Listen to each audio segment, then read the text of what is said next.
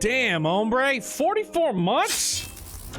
Thank you very much, brother. Appreciate it. Love you. Hope you're doing good. Happy time zones, everybody. Sorry I'm late. I told you, selfishly, I wanted to run the Monster Hunter Wilds benchmark. It was good. The studio's toasty warm, and we're off to the races. I hope you guys are doing good, having a good Tuesday. It was very busy. The threat of more snow. It's going to be like late tomorrow night and like early Thursday morning. It's going to be a mess, I guess. Time will tell. It is what it is. It's winter in New England. Whatever. Arcadia, what's good, my guy? How are you? So yes, up and at 'em. We're end walking. I'll probably I'll get something typed up probably tomorrow in regards to the giveaway for next week. I'll put it on like Twitter and stuff like that. I'll put it out on YouTube just so everybody on that front is aware of it as well. Excuse me, sorry, but yeah, it's next Thursday night in preparation for Daybreak 2's launch on Friday afternoon, my time, 1 p.m. Eastern. Thursday night, we'll do a cozy reread of Sunshine Áñez, and then we'll raffle off a Steam digital copy of Trails Through Daybreak 2. Because I'm so behind the 8 ball on this one, we're not going to do like points based. It's just going to be everybody's going to get a free ticket. Everybody is going to get a free ticket, one and done, and then probably 9:30 p.m. My time, we'll do the giveaway. So that's a game plan for next week. Obviously, right now we've got some more end walking to do. So hell yeah, man. Looking after a nephew and he got me sick. Oof. It's something I know all too well, dude. Children are the petri dish. It's always something, dude. Sickness. It is the mucus that binds us. Greetings, honored scions of the Seventh Dawn. I have a message from His Excellency, the Satrap. Brave scions, you have my gratitude for aiding my people in this most trying of times. Alas, matters here in Megaduta prevent me from meeting you all in person. As a token of mine appreciation, I have arranged for a feast to be held in your honor. May it nourish you in preparation for the trials ahead. Such are the words of Master Vitra. The feast he speaks of awaits you at Medi's Mahane. I can't pronounce these words very well, so I'm just going to try and make it sound like I know what I'm talking about, but I don't. Pray, make your way there whenever your business here is done. We thank you for your kindness. Indeed, I was hoping we might find a place to discuss our next course of action, and that seems an ideal venue. And to you, Vance Calum, there is someone we had hoped to introduce you to in particular. While I loathe to detain you further, might you spare a moment of your time? A personal invitation, knowing full well your services are in the highest demand right now? This must be important. Worry not, we'll save you some food for you. So take your time, all you need. Just the embodiment of germs and there's nothing I can do about it? Nope. It's just the nature of, at least in our case, being a human being. Just germs everywhere. Thank you, friend. Whenever you're ready, please join me in the Aetheryte Plaza. I shall go on ahead. Hopefully my, Yo, Brim, what's good, dude? How are you? What's shaking, compadre? Good to see you. Happy Tuesday. Yeah, Arcadia, hopefully, knock on wood, I got my... I still can't attune. It's so lame. Let's go here. Hopefully I got my one real bad sickness out of the way. Like right around Thanksgiving. That was 3 weeks worth of my life I can't get back. But I'm hoping that's gonna be a wrap. Fingers crossed. But usually something comes around, seasonal, seasonal shift, some allergies there. Access to the Aetheryte Plaza you see there has been restricted to a select few ever since the first towers appeared. We sincerely apologize for the inconvenience, but it was deemed too dangerous to permit the free movement of visitors at a time of emergency, a risk we could not take. In light of recent developments, however, the Satrap has decided that such restrictions would only hinder our efforts to combat the final days. As such, I would encourage you to attune with the Aetheryte before proceeding along the corridor. Thank goodness, finally. Doing good? Long day? Yo, I hear you, man. I feel you. Tuesdays are always a busy day for me. Today was not like exceptionally over busy, but, you know, I was saying we're supposed to be getting snow here like early Thursday morning, and it's supposed to go like all day Thursday. So on a day that's usually busy, you know, it's amped up a bit, and I'm sure that tomorrow will be amped up even more too, which Wednesdays are typically a slower day. I don't know why I did it that way, but I did, so we gotta go backwards. But how about you, man? Was it a long work day?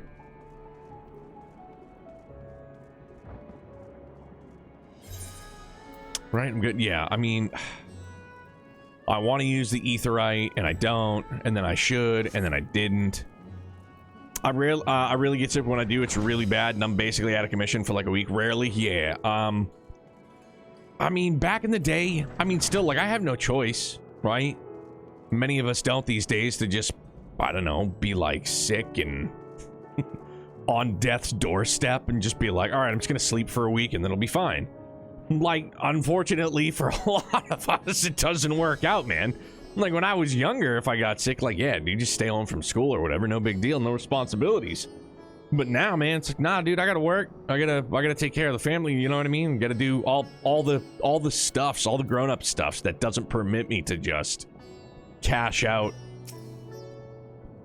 You must be wondering what this place is. You stand in the Hall of Radiant Host, from where our leadership oversees all of Radatan's military operations. Sundrop, our destination, lies just ahead. It was a couple years back. I had the flu for the first time, and it was awful. Like, I got Rona too, and that sucked as well.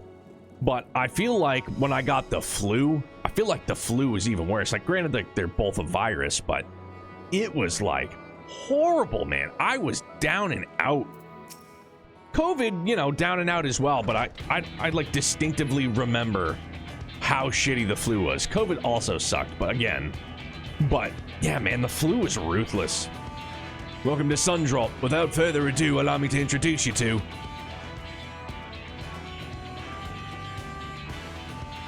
Oh, so you're the famous Vance Calum, eh? I knew it the moment you stepped through that door. You've the look of one who's walked through hell. Shirabat, please. You're speaking to the Satrap's honored guest and the savior of our people. Can you not show a modicum of respect? What disrespect is there in paying a fellow warrior a compliment? We're all friends here, or will be soon enough. More formally, then, for the benefit of my countrymen, it is a pleasure to have you with us. Oh, great champion of Eorzea, scion of the Seventh Dawn, warrior of light, and all-around good egg, I'm sure. Or good eggs. Oh, she's got I just noticed she got the old David Bowie eyes. But she's got one green and one blue. Bowie had one brown, one blue. This talk of eggs reminds me I'm late for dinner.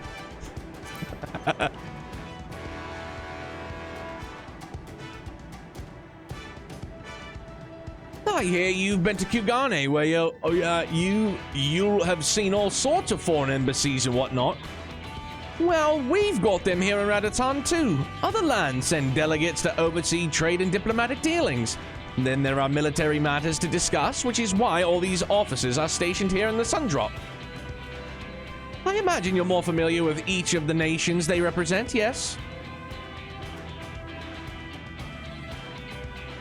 We've got representatives from Doma,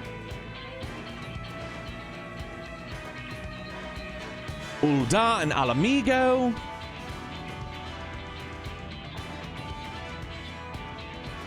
Limsalo Minsa. Bro, what's up, Jimmy Butler goth phase? Emo phase? It's not a Lala, and I'm kind of disappointed. Gridania. And last, but never let it be said least, Ishgard.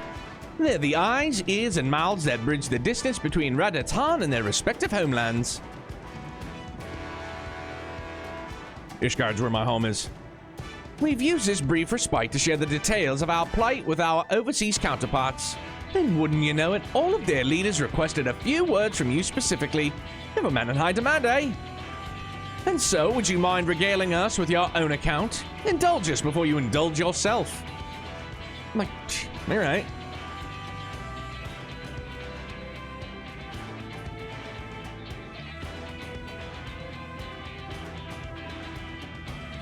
Responsibilities dictate that I still have to go to work even though I'm sick, so I make sure I stay clean. I don't touch anything, and if they decide to send me home, then that's their decision. For sure. This is before I started working from home. Facts. But now you're still sick, even working from home. Imagine that. You can't get away from it. At the very least, since all I have to do is boot up the work computer and stare at a screen all day, it's not too bad for aside from hacking a lung and all that. You know, at least you get to hack a lung in the confines of your own home, right? Beneficial, I guess. Kind of, sort of. Oh, thank you for the report. The conditions under which men are turned to beasts, the etheric anomalies you have observed, you have given us much to consider. It is concerning that the first transformation apparently occurred before the skies turned red. It is contrary to what one would expect. Thankfully, the information you conveyed to Lucia upon your return from the moon has already proved invaluable. As soon as reports of the calamity here in Thavnir reached the Grand Company of Eorzea and our Far Eastern allies, our leaders knew at once that the final days were indeed upon us. They began taking steps to assess the extent of the phenomenon's spread.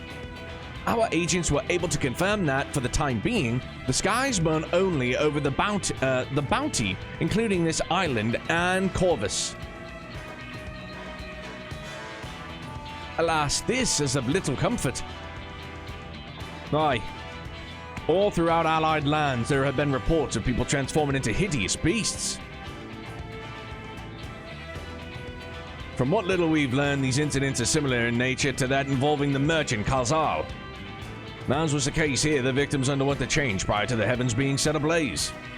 And so, while the burning skies have yet to manifest beyond the bounty, yeah, I'm reading that right, the transformations do not appear to be subject to any similar restriction. If anyone anywhere overcome by despair can turn, then nowhere is safe. That's about the size of it. Speaking of which, we ought to give these creatures a name, don't you think? Here in Radatan, we've taken to calling the first to change, which tend to be the biggest, blasphemies. As fitting a name as any, to ensure clarity in future communications, we shall urge our comrades to adopt this terminology. Our leaders have taken measures to deal with the threat to the best of our abilities.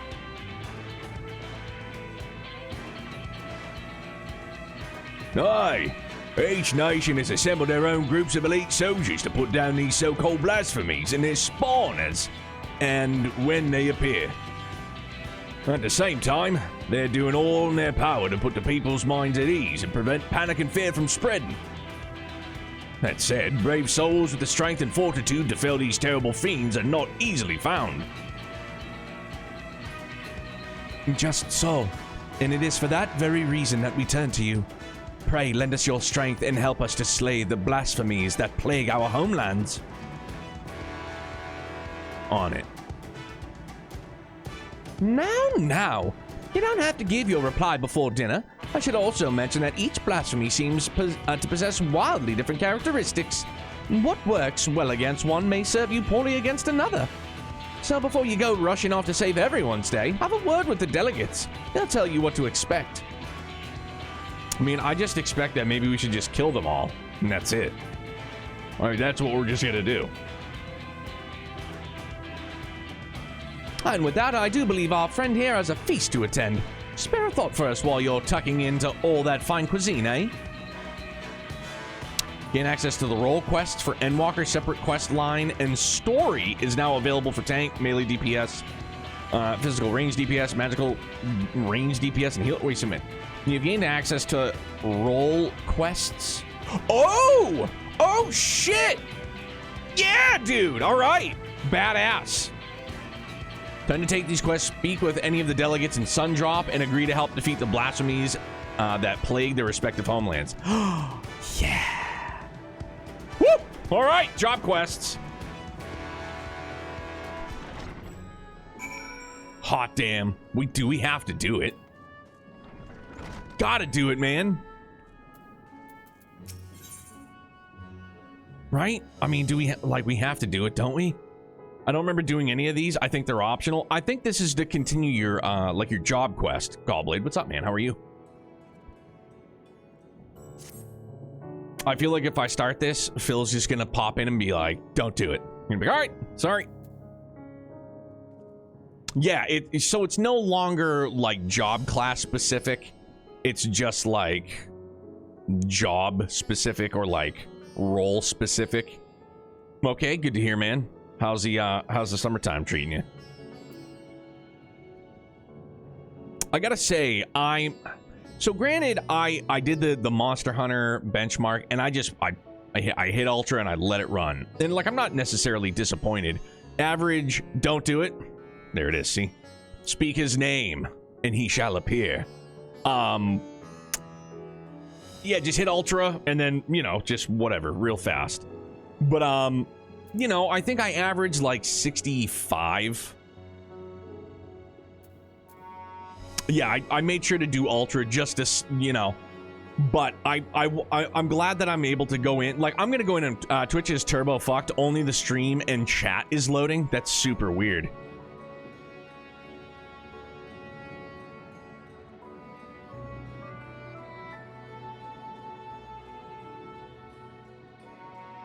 Hello, can you see me? Can you hear me? Only the stream and chat is loading. So that means audio's not going, or... I mean, oh, yeah. No, and like I was saying, I wasn't disappointed. But I know that there'll be, like, manual tweaks on my end that I'll change, and I'm sure it'll, you know, it'll boost things up anyways. Now you find it's all on my end? Strange. So for real, don't do it. Just keep on MSQ. Come back to this after.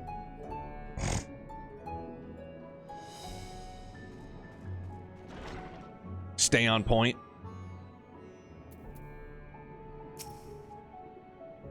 Pray forgive Shabat her rudeness. She can be a bit boisterous at times, but it is simply her nature. Anyway, my apologies for keeping you from your hard-earned rest. You will be rejoining your companions, yes? Do you know the way to Mahane?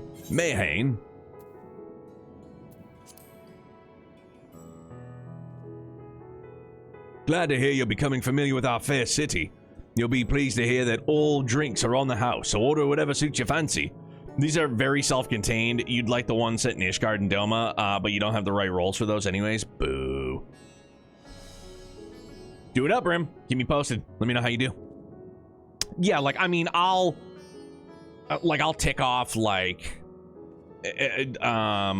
HDR, because I don't particularly care for HDR on my monitor. At least I haven't in the past, so no HDR. I'll adjust, like, I don't need, what the hell is it, I can't think of the term, but, yeah, I'll make tweaks on my own end. And with that, I must return to my post. On behalf of all the Radiant host, I thank you and your friends once more for lending your strength and courage to Raditz in our time of need. We shall endeavor to fight the good fight to the end, that we might honor Aeon's legacy and serve Master Vitra well. You have my word that your efforts will not be in vain.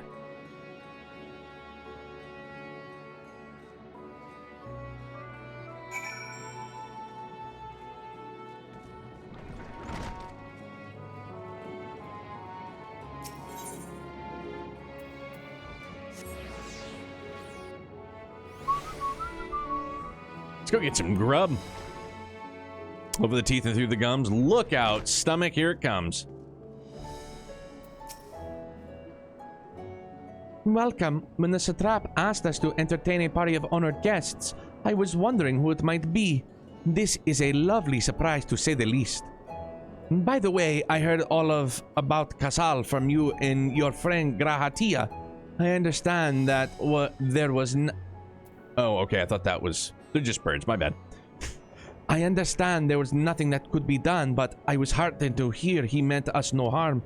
I cannot thank you enough for dispatching the beasts. As the smallest token of our thanks, your food and drink tonight at Merd's treat. Speaking of which, what shall I start you off with? The piping out mug of chai, please. A glass of your finest local spirits. I'm gonna do just water.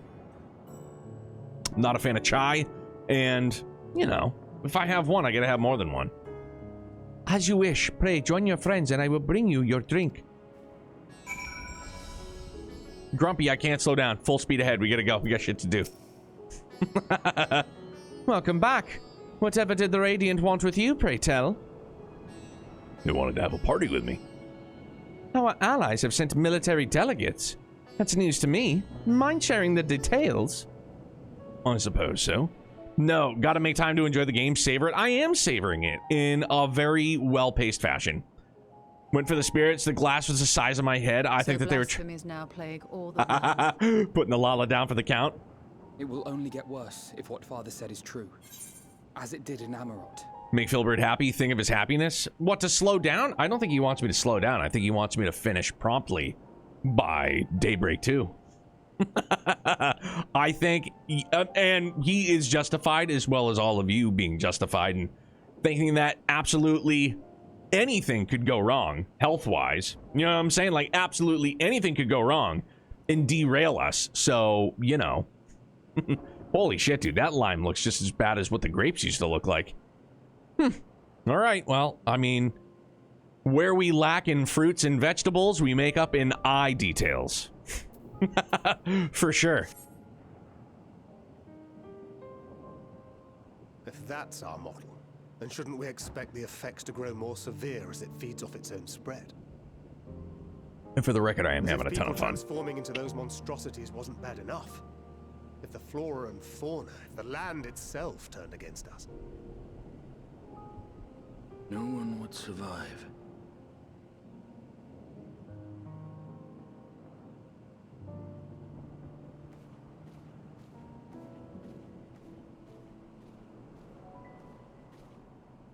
Here's your order, friend.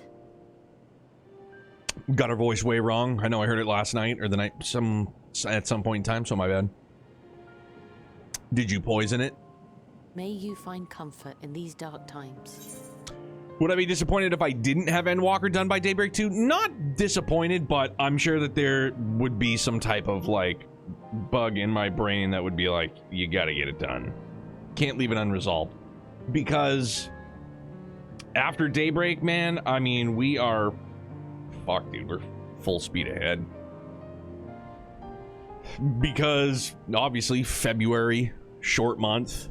March, we got Xenoblade. April, Lunar 1 and 2. Like, we just got a lot back to back to back to back. And I personally would like to finish it up by Daybreak 2 for sure. I know, obviously, Phil and others may be able to give me a rough... I know he already gave me a rough guesstimate for Wednesday, but, you know, knock on wood, nothing happens. But if we need to double up on a day or do like a Saturday or Sunday, something like that, you know, just to... like, that's what I would do for sure.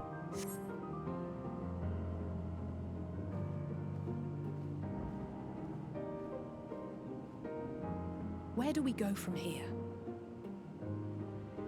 If there's one thing we've learned, fighting blindly and simply reacting to what comes will accomplish nothing.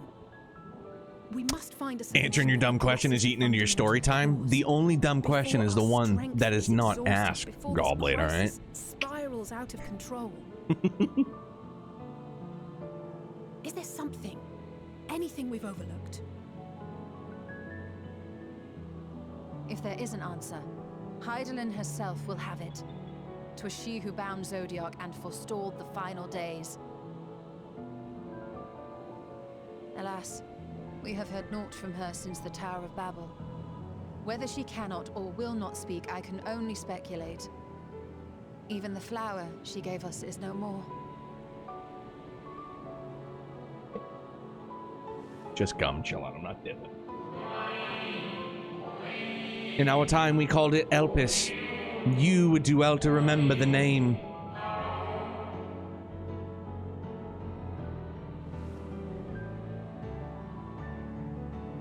Elpis. Whole neighborhood just lost power for like a minute. Really weird. No storm. Oh, So weird. advise the Watcher. What could be the significance of that name? It is entirely unfamiliar to me. To me as well. It meant something God to the damn. ancients, though. That fruit In looks our time. fucking awful. Most Holy surely. smokes. Yet I do not recall a single mention of it in the records of Anida. Jesus, man. Another dead end. And quite literally. It's not as if there are any ancients living we could go and ask.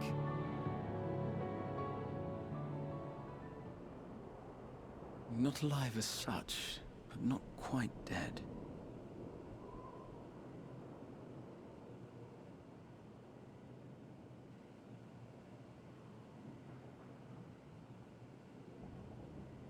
Elidibus.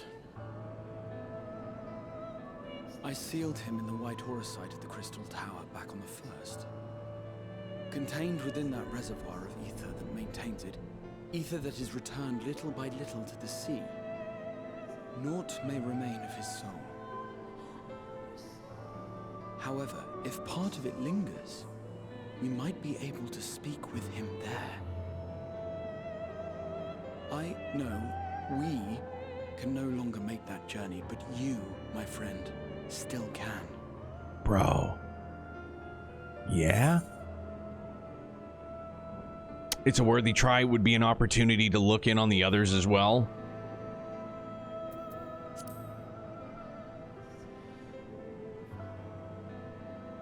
Thank you, my friend. That would mean much to me. If nothing else, should we learn the first is safe, we'll have that much more reason to keep fighting the good fight. That said, the odds are not in our favor, to say the least. Which is why we're fortunate to have Urianger up there on the moon, working hard to make all the necessary preparations for our departure. Sorry, dude. It just still sounds silly. He's up on the moon. Just says it so And why we have nonchalantly. nothing to Yeah, lose he's by up on the staying moon. the course till the last instant. Indeed. To the last, let us all do what we can. I will consult with Master Matoya and see if she knows of a way to reach Hydaelyn from the ethereal sea. And I will visit the nation's leaders and attempt to ascertain how far the final days have progressed elsewhere. Keep me abreast of your findings. I can seek out and slay the worst of the immediate threats, if only to slow the spread. Unease, terror, despair. Try as we might to suppress them, these emotions will return to Harrius time and time again. But when they do, remember this. Your friends and loved ones are out there somewhere, sharing in your struggle. You are not alone.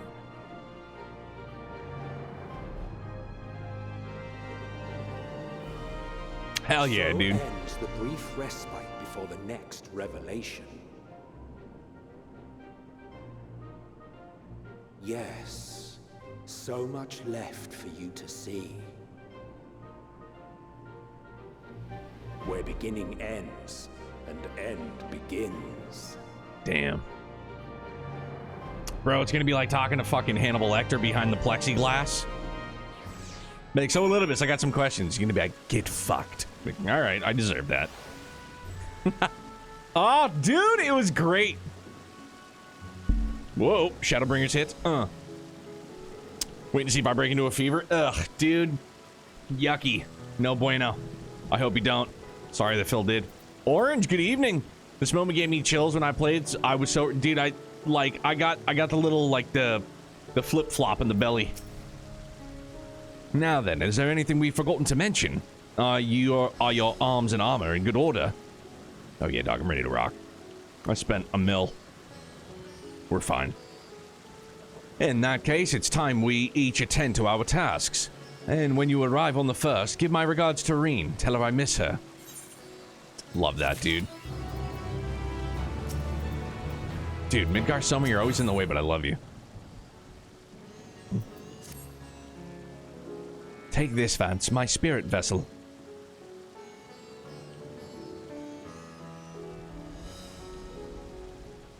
Empty now, of course, but it should allow you to operate the tower's systems in the umbilicus. If even the smallest fragment of Elidibus's essence remains, it should be possible to locate it. As for access to the umbilicus, pray seek out Lena for assistance. Chances are she still stands watch at the Ascensa Gate. Should she or anyone else ask after me, tell them I'm living my life to the fullest, that I'm happy, hardships and all. Well, we'd best be on our respective ways. God's willing, we will see each other again ere long.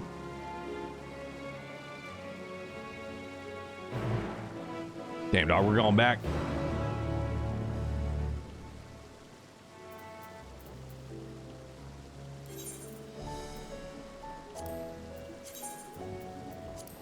Still a favorite, we're good. Nightblight, what's up, dude? Has been a minute. I hope you're doing great.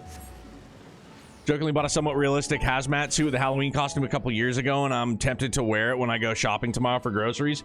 I'm sure that nobody will panic if they see that. For sure. I'm sure absolutely nobody will panic seeing somebody in a fucking hazmat suit come walking in. But then again, I'm sure they've probably seen crazier things. My bad. Oh, that's right. We gotta go out and about. Dude, I'm gonna be able to fly here. It's great. Run quickly on maps. Yeah. Daybreak 2 shorts got me laughing daily when getting hyped. Yo, thanks for watching, dude. For real, like, I've had, and, you know, I'm not looking for a pity, but I've had countless people. It's the nature of the internet. Be like, these are fucking stupid. Why do you keep doing them?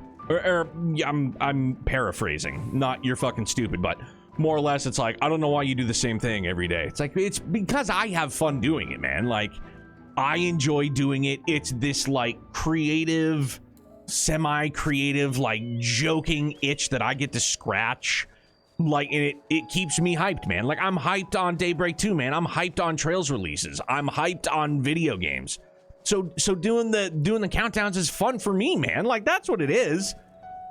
If somebody was like, do you do it for other people? I'd be like, I mean, yeah, but, like, I mostly do it for me. Because it's fucking fun. I have fun with it, dude. Everybody take a knee for our bunny queen. Vance, you have returned. Should be voiced and disappointed. Have you been well, you and the others?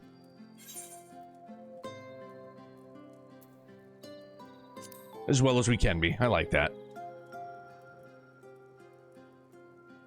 Full glad I am to hear that. I trust my lord is enjoying himself.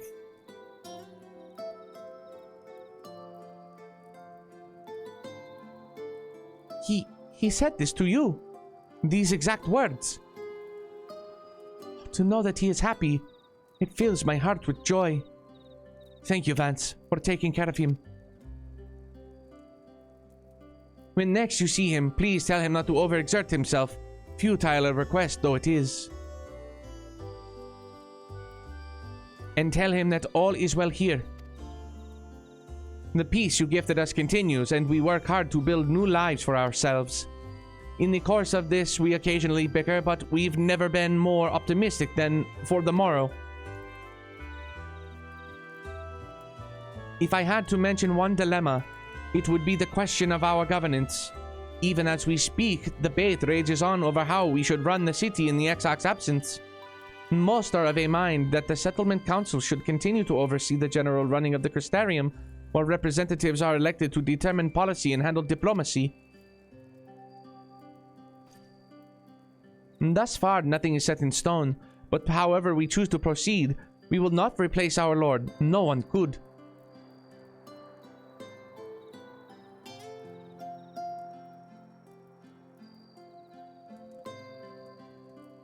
Have we recently observed any unusual phenomena? No, I cannot say that there has been. Curious that you should ask me this question, though. Some days ago, Reen came and asked the very same. She was rather unsettled, in stark contrast to how cheerful she has been of late. She and other Crystarium youths just hosted a festival, you see. It proved so popular that there are already plans for another celebration, one much bigger than the first. Between her preparations for the festival and the restoration of the empty, she struck me as a happy and full of life. So when I saw her in the state of such worry, I couldn't help but feel worried in turn, especially since she wouldn't tell me what troubled her. I dare say she would be more willing to confide in you. May I ask you to broach the subject with her?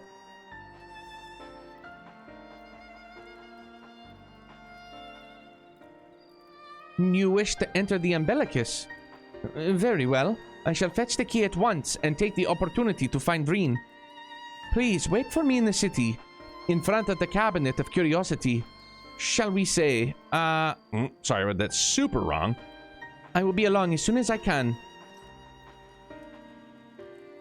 Cody Rhodes one finished the story with Cinema Dog. I mean, like, and there was a lot of them that I used for Daybreak 1 as well. Like just the template from CapCut, but there were some freshies in there, and some dude, like, even if I reused a lot, like they still worked for me, bro. Again, selfish as selfish can be, it still fucking hit. Like for me, it still worked a ton, and I enjoyed it quite thoroughly. Cook's been thinking about how many Trails games there are and how good the story continues to get. Facts. What's even like, and again, you know, like looking to the future quickly, like, dude, we got the Sky remake coming, like an entire new wave of potential, like, fans, people that are gonna give it a try, people that have been unable to, like, you know, like if they don't have a computer, like whatever the reason may be. You know, it's the Sky trilogy has been stuck on the PC. You know, if you have a Steam Deck, sure, that works. But it's like there, or if like people just didn't like, excuse me, sorry, I gotta focus here for a second. If people didn't know, wait, where did I screw up? Do I go down more? What have I done? Yeah, I did. I used the wrong one. Sorry. If people don't like sprites, if they're not particularly fond of sprites, dude, like, they get, you know, full 3D, like, and it's got the Daybreak combo, it's got some action, it's got the turn-based, like, a little bit of everything for everybody. Like, dude, and there's just gonna be, like, this whole new wave of people that are gonna get to experience it, and then might be so inclined to, you know, not only if and when they do the SC remake or the third remake, or they're like, all right, well, fuck it, man, I'll scoop it on Steam for 12, 13, 15 bucks, whatever SC, you know what I mean, instead of like waiting. So like, dude, like it excites me as a fan of the series, you know what I mean? Like more people, it's gonna be fucking awesome. Hell yeah, and I'd appreciate it, dude. Like, even if people told me to, like, just to get fucked and stop doing it, I'd be like, no, I'm doing it because it's fun for me. Oh yeah, dog, we'll definitely be day one in Sky Remake. The following event cannot be skipped. You may wish to cancel any pending Duty Finder registrations. We're ready. I feed on the despair of people beating Sky for the first time. Oof. But, so if anything, let's say 2026 we get Kai and then, like, SC Remake. You know, we're getting Daybreak 2 and FC Remake.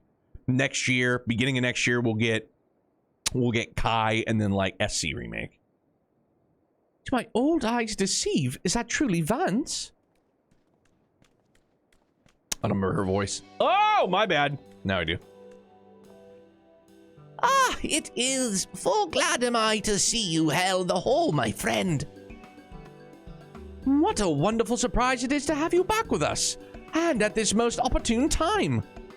In case you haven't heard, we are planning to produce a tome chronicling events from the flood of the Knight's Return.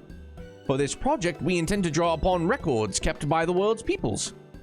Historical and contemporary first-hand accounts will be the centerpieces of the tome, but yours would be the one to crown them all. I've been asking to contribute a chapter on the soul, a subject that is key to understanding much of your endeavors. In the course of developing the spirit vessel, I gained valuable insights into travel beyond the rift, knowledge that will allow me to attest to your existence and deeds. Big thumbs up. There is no end to questions I would ask you, but if you could indulge me just one for now. In your quest to restore the night, you faced many a formidable foe. Among them, who offered you the greatest struggle? Titania, driven mad by the light and loneliness. Vothrian is misguided self-righteousness. Hades, who bore the burden of his people.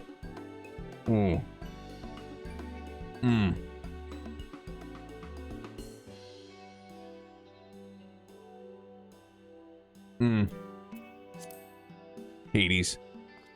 Ah, yes, Hades. He who sought to resurrect an ancient brethren. He was the final obstacle in your quest to restore the night. Your battle in the depths of the Tempest and the stuffs of epics. Yet compelling as it is, I worry that mere words wouldn't do justice to that fateful confrontation. Not that we would think to omit it entirely, of course. No, at the very least, we will impress upon readers that is what the climax of your hero's journey. I know you'd love to talk his ear off, Morin, but we really should be on our way. Those documents from Yulmore won't collect themselves. Of course, of course. And afterwards, would you care to join me for tea? I was hoping you might clarify a few points of your treatise. Treatise? It's not treatise. Till next time, then, do tell the others to look after themselves. Our overzealous friend in particular, remind him not to overexert himself again and again till his ears fall off, if that's what it takes for him to take it to heart. Bye, guys. Miss you.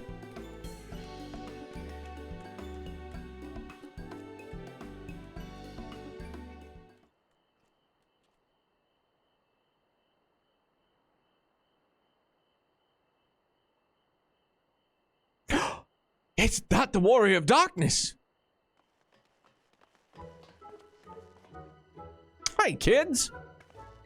It's him. It's really him. What are you doing here? If you're going to battle, I can give you some medicine. I made it myself. Best not, Ricky. You'd only give him a stomachache. We've come to see Morin to get his advice. One of the guard finally agreed to teach us how to fight, but first we need to choose a fighting style. While I know what I want to be a mage, Argyll isn't sure. Magic isn't really my thing, so I was thinking of taping up an axe, or the sword, or maybe a bow. They all seem alright, but it's hard to decide, so I thought I'd ask Morin. He knows about lots of things.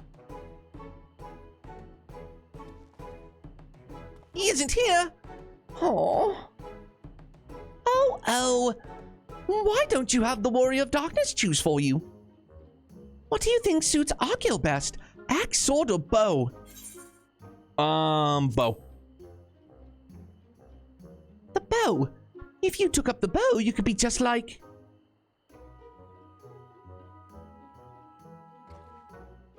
Render Ray, the Warrior of Light. I love that tale. Let's borrow the book today. It's really popular, though. I hope it's still here. Thanks for helping me decide, Warrior of Darkness. I'll start with that style and maybe try something else later on. And when I get really strong, I hope to have a bout with you. I literally only chose bow because I was thinking they're kids. Keep your distance. In case one of the beasties, you know, even a big beast can probably cover ground pretty quickly. Keep a distance, all right?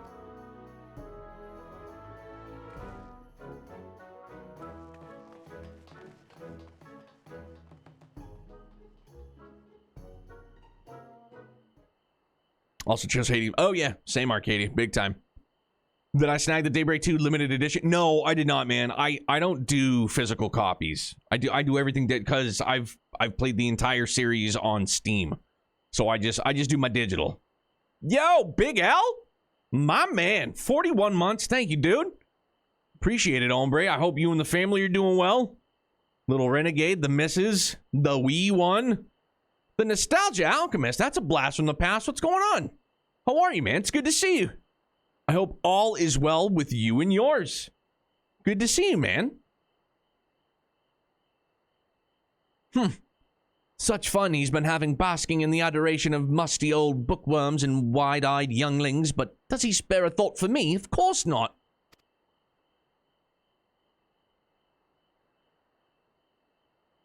I waited and waited and waited. and he won't so much as acknowledge the presence of his beautiful brand. Oh, is this Feul? Such a heartless thing our sapling is, cold and cruel and heartless. It certainly is.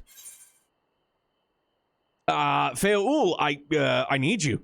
Oh, faithful Feul, loveliest of branches, how I have missed you. Yeah, dog, we're gonna lay it on thick, for sure. Yeah, dude. If you truly missed me, you should have cried for me at the top of your lungs the instant you arrived.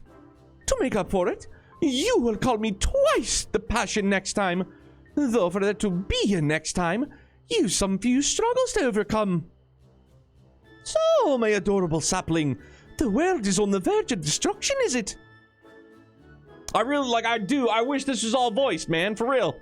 Don't get me wrong, I do a halfway decent Feul, if I must say so myself, but, you know. Things are going well here with the fam. Good. I hope you and yours are still doing awesome. We are, man. A little bout of sickness, but that's nothing new for young blood. It is what it is. I'm loving Endwalker so far, man. Last night's got really dark, dude. Didn't see that my sub expired. They've been doing good. Me over. Good. Me. Oh, better. Back in the hospital.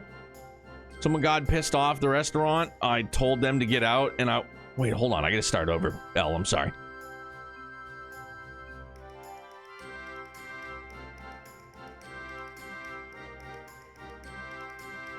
They've been good. Me over here. Been back in the hospital. Someone got pissed off at the restaurant. I told them to get out. I walked out a little later, and they hit me with their car. Bro, what? Huh?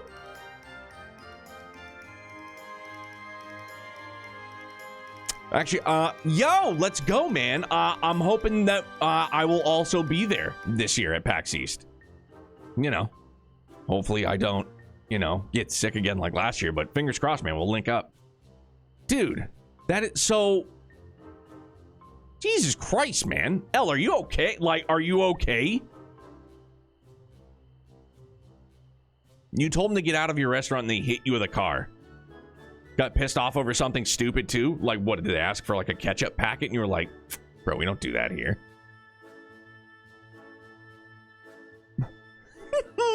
How do I know this? Joined as we are, spying on you is as simple as sliding down the back of a rainbow. Would that I could aid you in your quest, but the fate of we fae folk is bound, so that of the star. Whither it goes, so too do we follow. Such is our way. The most I could do for you is spare you the pain by gifting you the sweetest of eternal dreams. But if escape's not to your liking, then you must struggle with your fellow mortals. Struggle we will. But here are the ones you were waiting for. I wonder what manner of conclusion awaits that tale's end. Oh, Feul, don't leave, man. Yo, Jeremy, I appreciate it very much, man. Thank you so much. Reen, have a great night, man. I'll do my best to take care of your community. Thank you for sharing them here with us, man. Appreciate it a great deal. My apologies for the delay. Fans, it's so wonderful to see you again. You doubtless have much catching up to do, so I shall leave you to it. I've taken the liberty of unlocking the umbilicus, and you may enter at your leisure.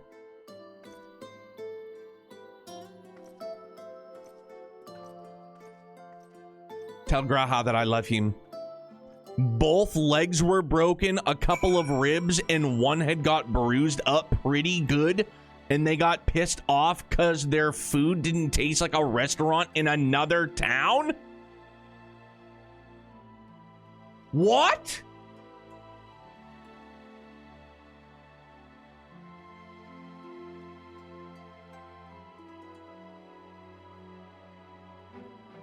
What? Man? Huh?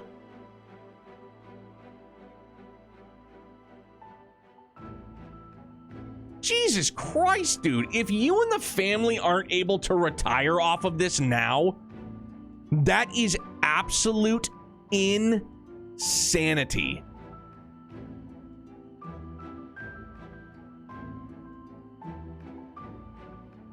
Like, I'm at a loss. That is, and I swear, bro, I'm not trying to make light of it. This is like some shit that you see on like YouTube shorts or like TikTok. Like somebody filmed somebody coming out of a restaurant, somebody going out, not like after them, but like somebody going out after them and then seeing some wild stuff like that happen. Philly, my guy. Victoria, what's good, hombre? Dude. That is absolute insanity. And yes, I hope you sue the bejesus out of them. Like, if a lawyer doesn't want to take that pro bono, I would be shocked. I'm relieved to hear that everyone is well. I've had this feeling like a pit in my stomach, and I was afraid that something might have happened. I started 2024 in the start of this year. I've been in the hospital more times than I've ever been.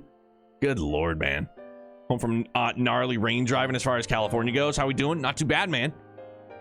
I hate driving at night. I hate driving at night when it's raining. I hate when it's raining and I have to drive. It's awful. Daytime rain driving, I can tolerate, but nighttime rain driving? Two biggest old man gripes, one of which super duper bright headlights. Awful. Lawyer won't take it pro bono. It's a slam dunk. Easy money. Let's be... like, I was just thinking in the sense that, like, he wouldn't have to, like, hire a lawyer. You know what I'm saying? Like...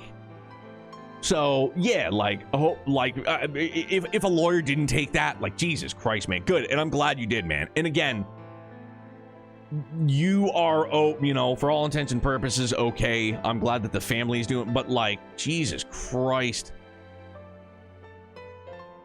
We had lawyers in the restaurant and they saw the whole thing. That is absolutely bananas. Bananas. Holy smokes, man. Don't put the stream right on hold for all this, man. That is fucking wild.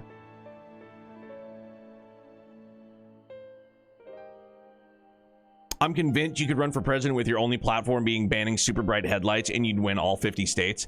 I like to think so. I like to hope so, because the super bright lights are awful. And they just keep getting brighter for some odd reason. And I'm sure that there is some, like, legitimate, maybe not scientific, but, like, automotive explanation as to why they just keep making headlights brighter and brighter and brighter and bright. Like, dude, I've got... like, I'll have people... like, I drive a 1500. I drive a pickup truck. It's a larger pickup truck. I have, like, mid-size SUVs behind me, lower. And, dude, their lights, I feel like somebody's got their fucking high beams on, dude, and it's just, they're, like, just normal headlights. I have LEDs factory. Sorry, what do you mean, Crash? There's got to be something regulatory around that. Yeah, make them brighter so people can see better. I don't know. Police and everything there, because we were doing a first responder thing next door, so this dude was the smartest person ever. Good Lord. Your SUV came with them? Yeah, well, most vehicles these days do come with LEDs, man. That's not surprising. You have nothing to apologize for. That's just, like, commonplace now. I feel like if you got a brand new vehicle today, you're not getting, like, a regular old headlight bulb. You know what I mean? Like, it's just not it. I feel like damn near everybody is just doing LEDs, but neither here nor there. They're very annoyingly bright. Yep. So you're one of those people that I curse driving home. Like, I have LEDs, but mine are from, like, look, okay, I have LEDs. Mine are from, my truck's a 2018. So, like, they're not obnoxiously, like, super duper blinding bright. I get a lot of people flashing me and I flash right back. Ah, so you are an asshole. Good. Right on. I would be one of the people flashing you thinking that you have your high beams on because I can't fucking see. If I'm driving like this, I'm like, who's this dickhead with his high beams on in my face? Good Lord.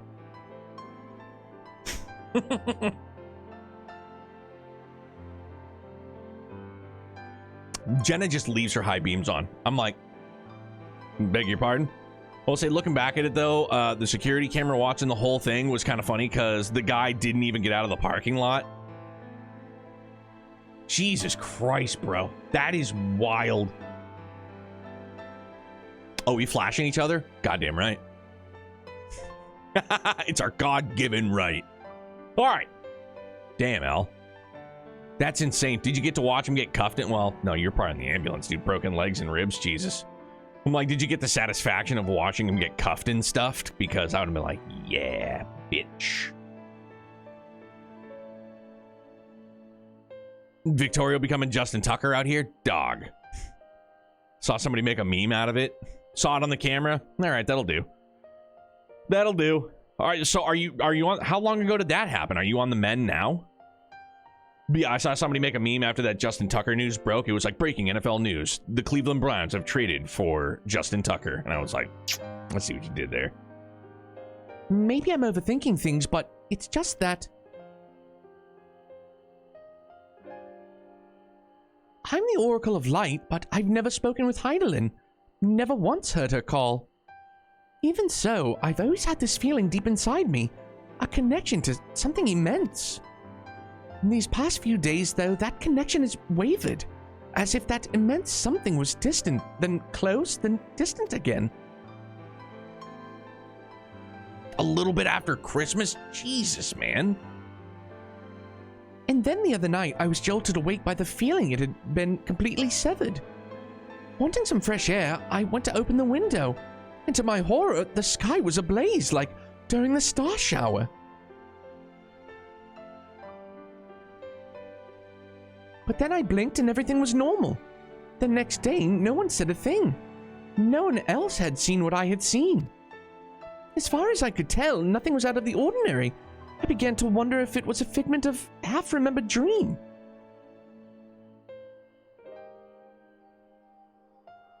Vance? What are you not telling me? I have to know, please. It doesn't matter how terrible it is.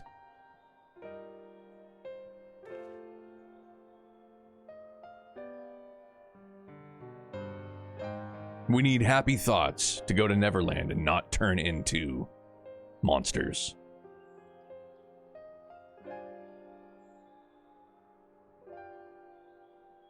I've had some special people lately in the restaurant, but I think this is top 5. I would say, respectfully, that probably takes the gold medal. Gold medal, first place, trophy, whatever it is. That, in my opinion, sounds like numero uno, and I haven't even heard of the other, participants, let's call them. Good lord.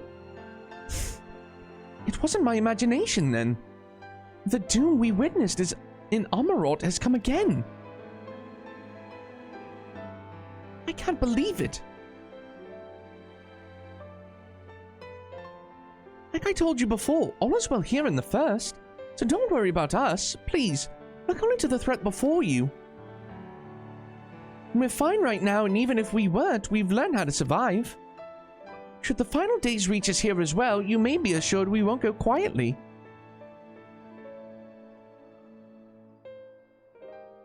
No, we'll hold on until you can find a way to save all our worlds. So long as you continue your fight, so too will we, united in purpose beneath a blazing sky.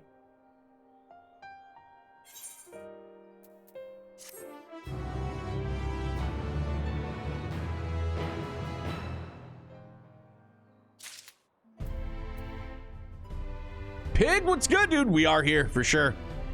I don't know, the guy that walked in, ordered a steak, and then started throwing his actual crap as... like he pooped in his hand and started throwing it at people?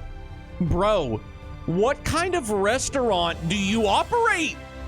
What kind of neck of the woods are you operating in? You got people hitting you with a car, then you got people flinging poo? What?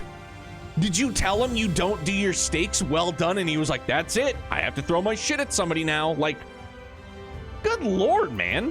What in the actual fuck? You're headed to the Umbilicus to consult with Elidibus, right? I'll do some consulting of my own and speak with Lena. Decide how we might best prepare for the final days. So it's farewell for now, but we'll see each other again. I'm certain of it. There's a place I can think of in my downtown area that I wouldn't be surprised at all if that happened. I mean, I've definitely been to some choice areas in Massachusetts. My mom and her family is from Fitchburg, Massachusetts. If you are not familiar with Fitchburg, Massachusetts, it's not a great area. It's not like Worcester, Massachusetts rough, but you know, it's kind of there. It's kind of rough. They might fling poo down there. Funny thing is, my restaurant is a high-class restaurant, but these past 4 months, weirdos coming in. Dude, this is out of control.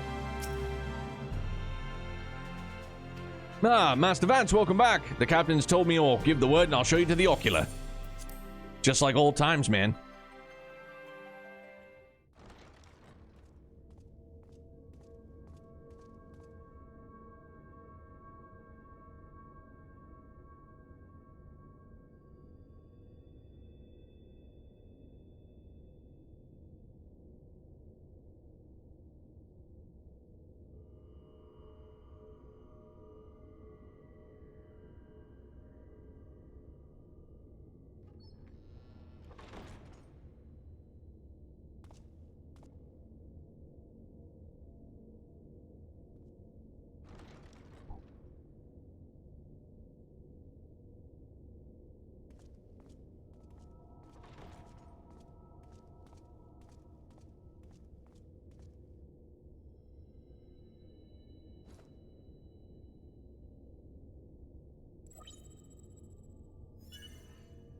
Biometric authentication complete. Please state your business.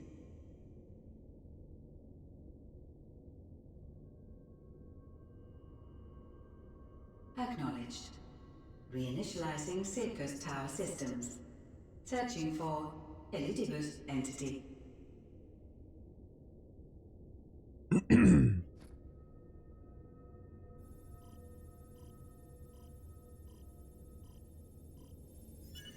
Target located in subterranean core power accumulator. Projecting image.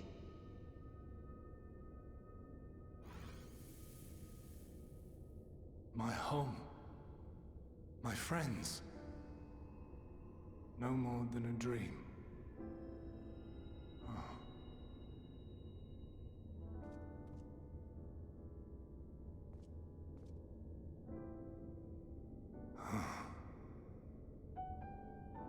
You.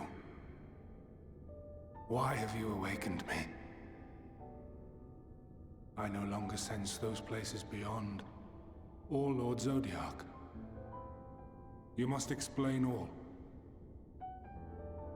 Just the music placement's perfect, man.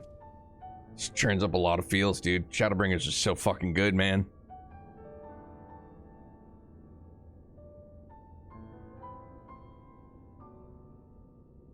So, he is fallen, and my brethren's souls returned to the star.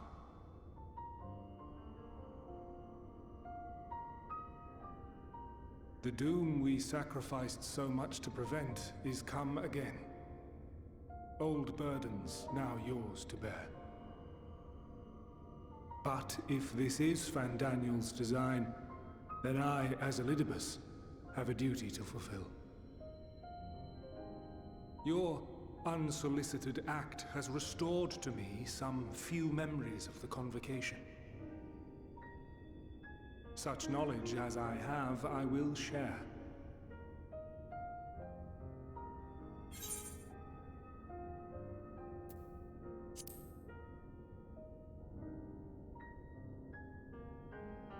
Why apologize for receiving a favor of the defeated? If it sits ill, consider it payment for freeing Lord Zodiac from servitude. Where to begin? The end. Your understanding of what caused the final days is consistent with our own. The decay first took root where the currents were weakest.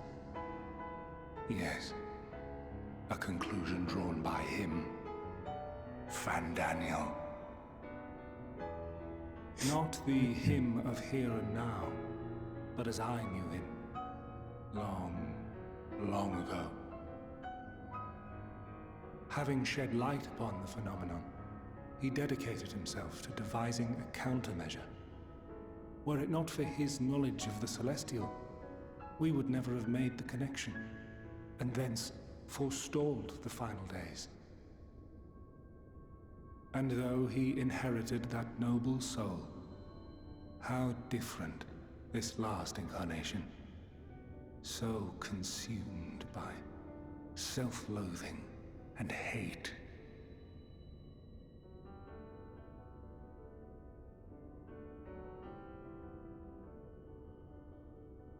Elpis. Yes, the name is familiar to me. Yet I know it not as a flower, but a place. A testing facility for determining which of our creations were fit to be released into the world. Many worked there, and before joining the Convocation and assuming the title of Fandaniel, he was their chief. He was Hermes.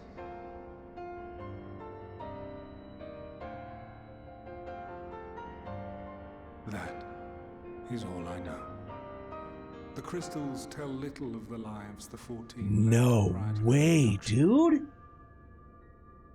Elpis itself would tell even less. Nary a ruin has survived. No. Go away. Wait. I saw you there. In Elpis. No. I did not. But I did. I did. A lingering trace of impossibility. And a truth that fills my heart.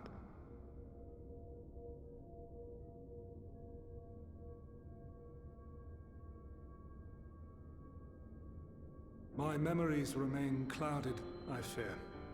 However, they have revealed to me one possible course. You must travel to Elpis, to the time when Hermes served as its chief. In glimpsing the Exarch's memories, not only did I make his summoning magic mine own, I also mastered the workings of this tower. No which, having shit. absorbed my empowered essence, now harbors an abundance of energy. As such, I believe I can deliver you unto the past. What? Unto that place and that precise moment. Not only are we multiversing, but now we're multiversing and time traveling. Eons that must be traversed. The gateway will not be fully formed. Bruh, this is wild. Your form will be less tangible still than those warriors of light I had summoned. In all likelihood, none will be able to see or hear you. Yet even should you manage to interact with others, you will be unable to effect meaningful change.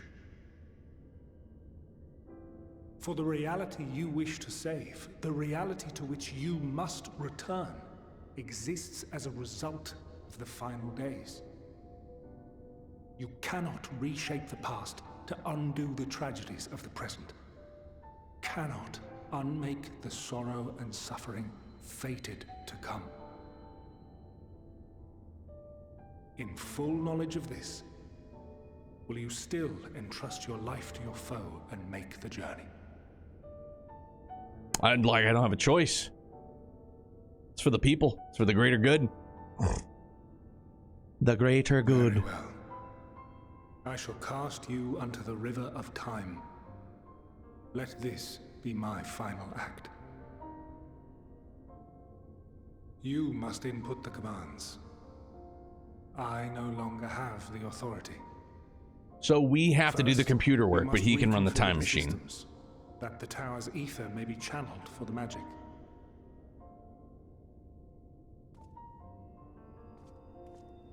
Dude, this is bananas.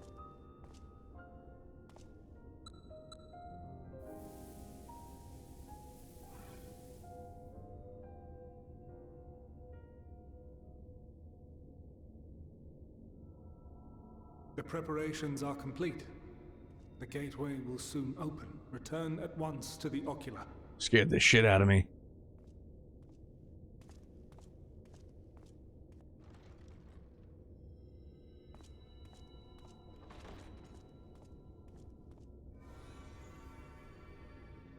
All appears to be in order.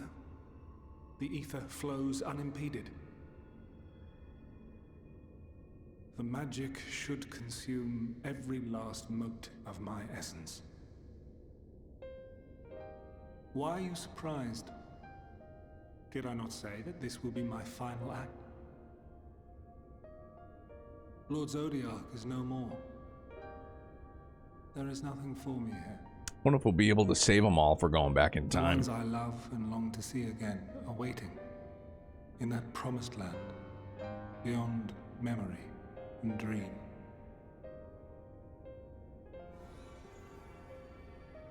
Fucking sad, go, man. Warrior of light.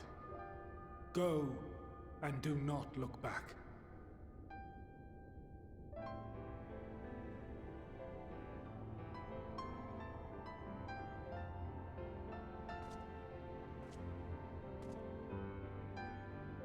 Well, Heidelin, I take my leave of you.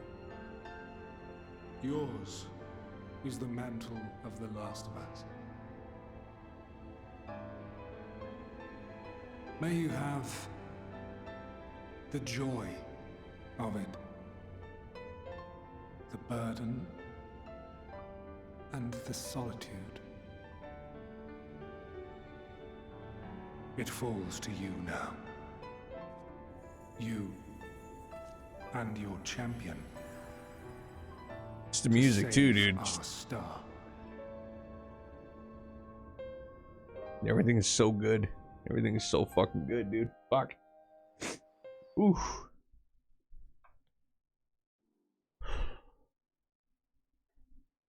I don't have tissues either.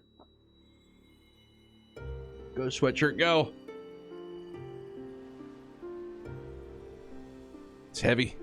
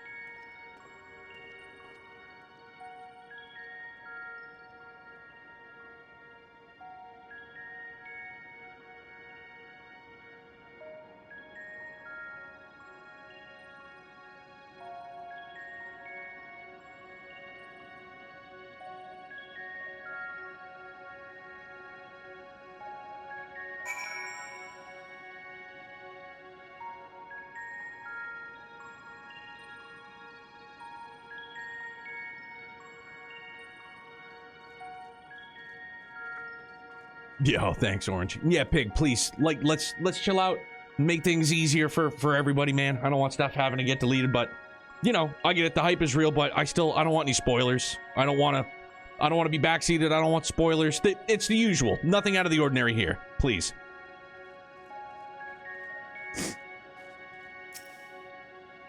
Reminiscent of an aetherite, perhaps it is possible to attune with it. I'm gonna give it a try. Despite attempting to channel to focus your energies, you fail to attune with the device. You can only assume it operates differently. All right.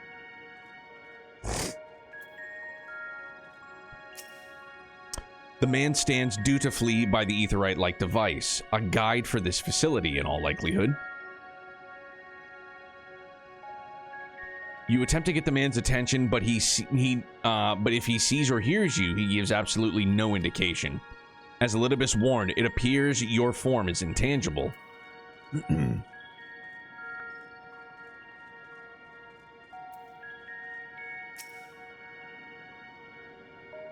Yo, L, I'm real sorry you've had to deal with what you've had to deal with, man, but I'm glad you're back on the mend. I'm glad you and the family are well. I'm glad you know what I mean? Like, I'm glad your restaurant is still doing well. Hopefully the Looney Tunes leave you guys alone. You know what I mean, man? Be good, get a good night's sleep. My best to the family.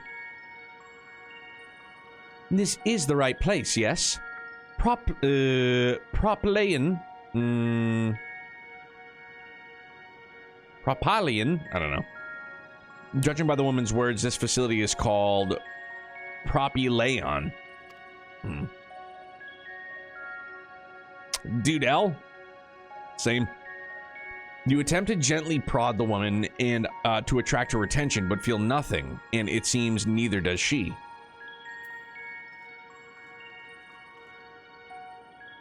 Proper lion, but in a British accent. Proper lion. I don't know.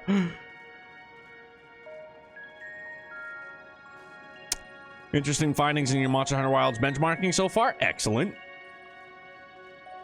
Good, good. Be interesting to see what your Steam Deck does.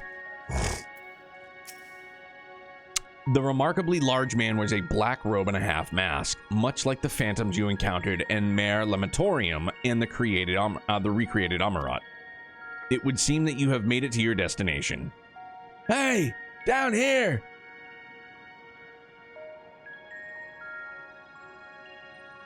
You gesticulate wildly and shout all manner of greetings and obscenities, but the man does not so much as glance in your general direction. NVIDIA put out an update on new drivers that do help all of our cards. Oh, when did they put that out? I'll usually get an update on my desktop. Obscenities, Warrior Light, watch your language. Oh yeah, we're a real Captain America. You suspect this door leads outside, but how do you open it? You walk through it. The other day, apparently, and made no mention. Yeah, I haven't seen any update. Maybe I'd have to go through and manually update it. But usually I'll get an update right on my desktop when I boot up.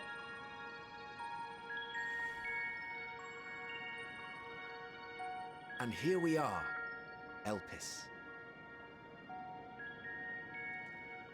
Well, well, how rare to receive you in person. To what do we owe the honor? That's Van Daniel.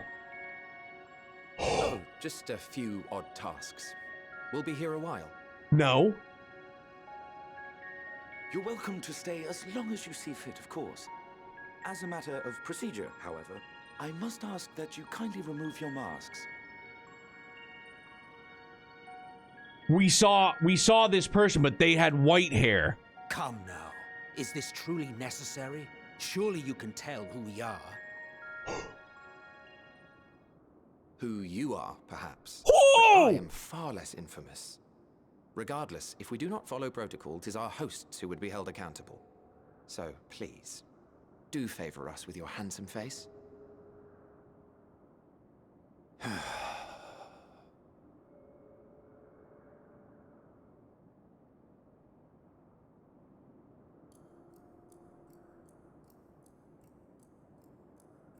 Yo!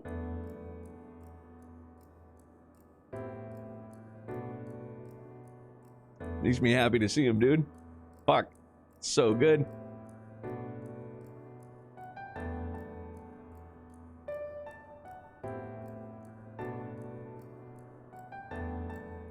Satisfied? I thank you for your cooperation. You are free to go about your business.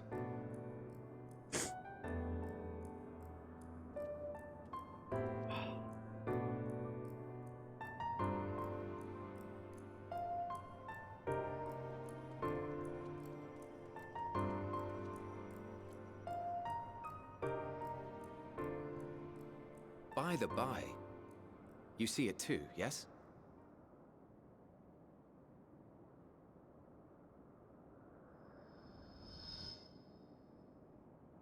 I haven't the foggiest what you're talking about.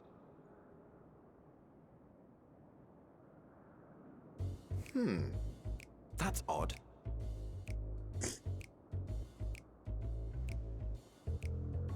It's right here. A bit thin in the ether, but there's no mistaking it. The color of its soul is almost identical to Azem's. Hang on. I need tissues. I'm a mess.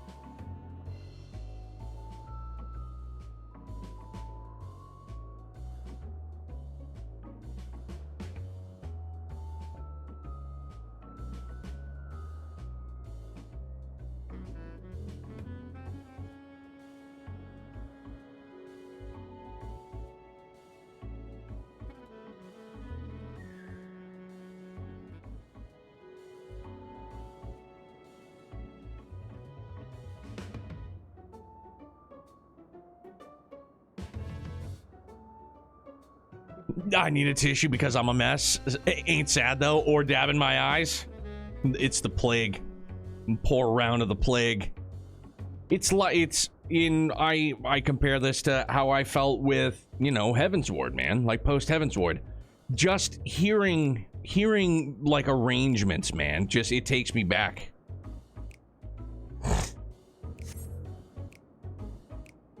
Do you suppose he created it? Rather unusual for a familiar to have a soul, though.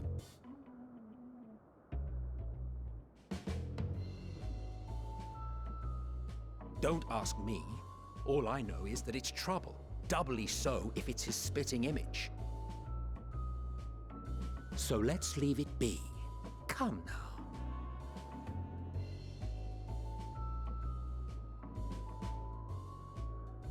I know you can hear me! It's trying to say something, but it's literally too intangible to form words.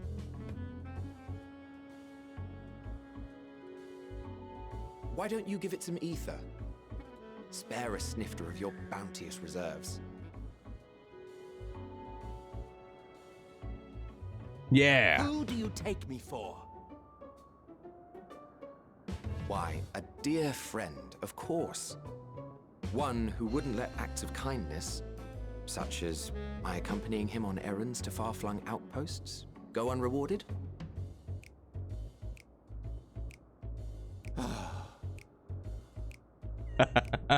Come on!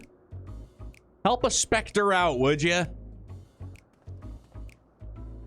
I suggest you close your eyes, or this may be unpleasant.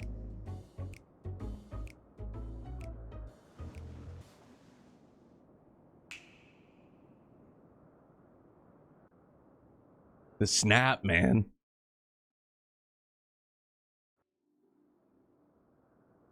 Snifter? I hardly knew her. Your eyes. Job well done.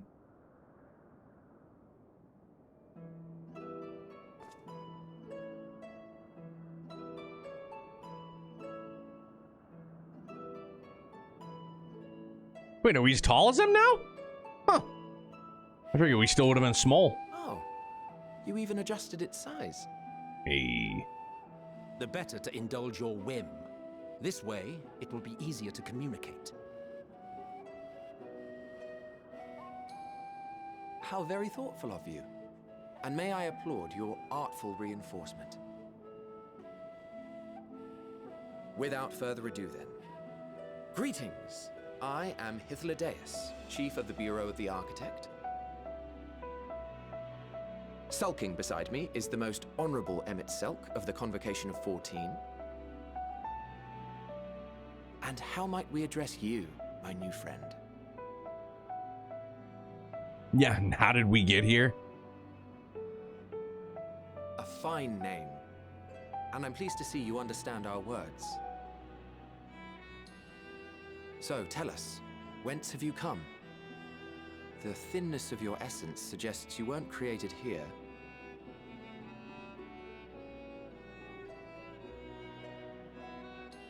You do not know? Or cannot say? Allow me to ask a different question then.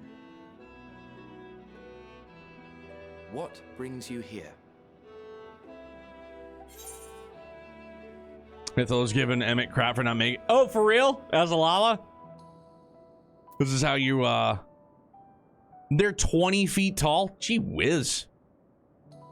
This is how Thelodious as my Discord. Right on.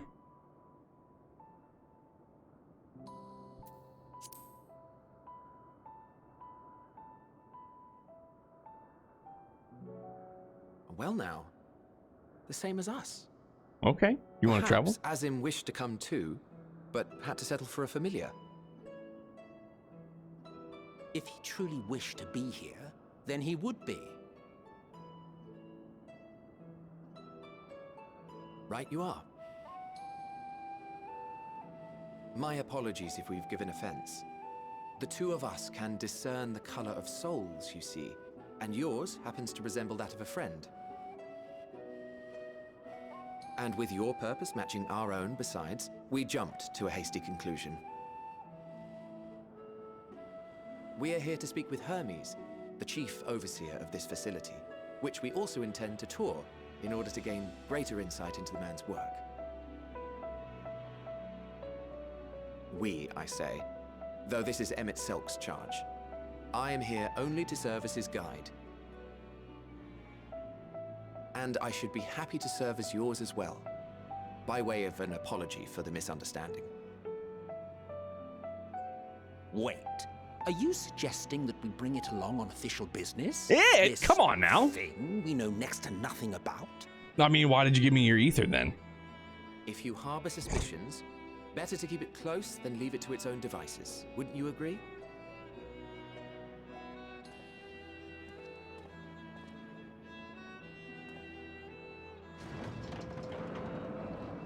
Besides, having a mysterious life form in tow is the norm rather than the exception here.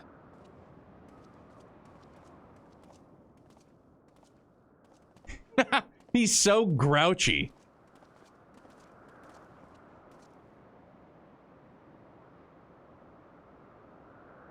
Welcome, my friends, to the testing ground of creation at Heaven's Edge, Elpis. Yo.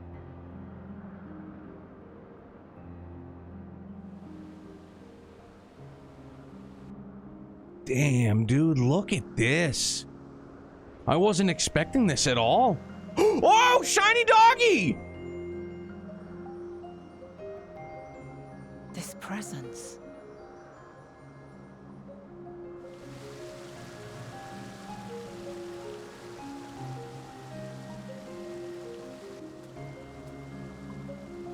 Hermes! Visitors! We have visitors!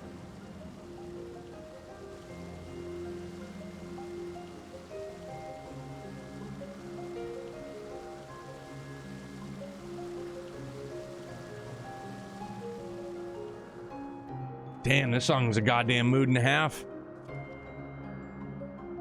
What secrets are you hiding, I wonder?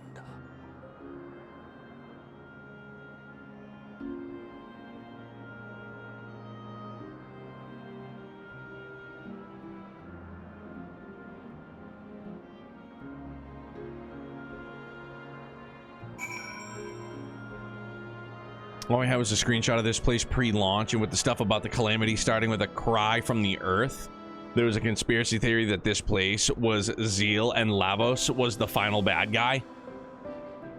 Damn, dude. This place is gorgeous. Tell me that this tree in the middle is called Yggdrasil.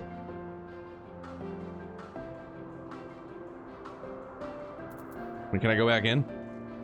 I need to attune. Can I even attune? I don't know. We're going to find out. I don't think we can. No, we still can't. It's fine.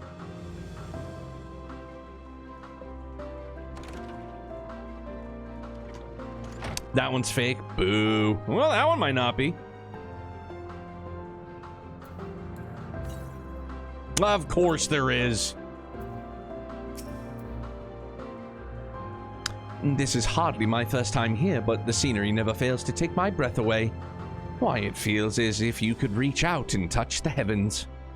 Now then, to begin our guided tour, perhaps you already know these things, but for the sake of thoroughness, I shall start with the basics. Using concepts to give shape to ether, creation magics allow us to bring forth anything we desire, be it inanimate objects or living beings. Anyone may conceive of concepts, but they must all undergo evaluation at the Bureau of the Architect. As part of that process, living beings and certain arcane entities may be sent here to Elpis for an in-depth observation and study. A fascinating facility, isn't it? I dare say you will enjoy touring it with us. Sure will. Now then, our friend Hermes, aside from overseeing the facility, he also conducts his own research. Chances are he will be at the main observation hub, so let us seek him out there first. Tired as you are, however, you stand out a little too much. Our dear Emmett Selk wishes to keep a low profile for his errand, so...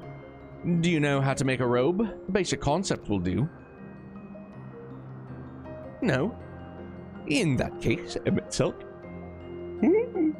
Pardon me? No. Your whim, your responsibility. You're getting not another thimble of ether out of me. The way he scrimped sometimes, you'd think he wasn't a high bottomless font of magic. Very well, I shall make the robe, but perhaps you can assist. Come, let us search for the requisite material. This is the most locked in I was in an MMO. I went full speed ahead once I got here to that scene. It's cinema. It has been unbelievably good. Right now. Right now. We went back to the source and... Yeah, I'm in. I'm in.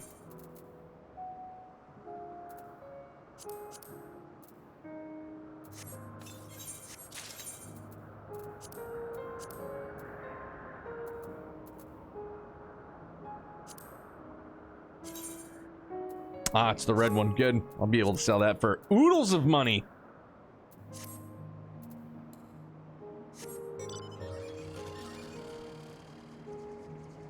Zoom, zoom, zoom.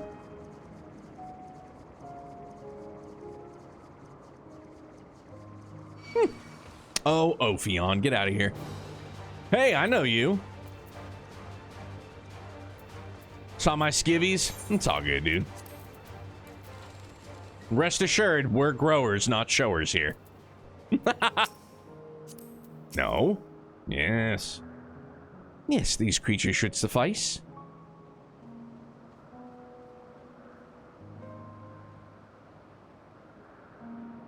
An etheric rope.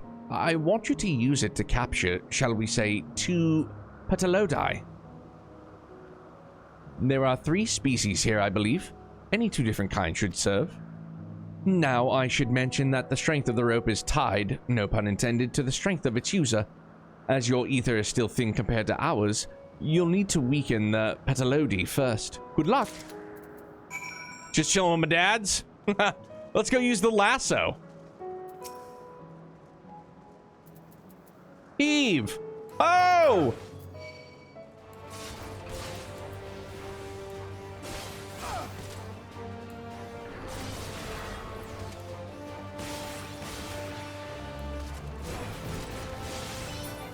Oh, I didn't mean to. All right, well, let's try it again. Take it from the top.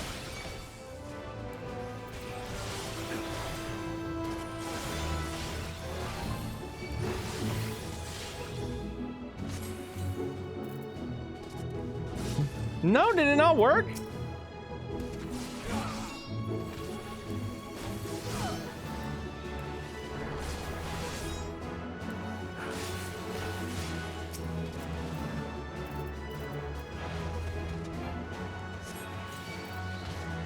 Gotcha. All right.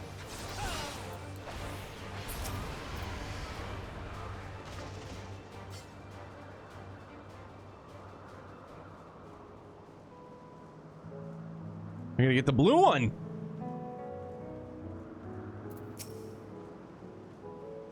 Cayenne petal.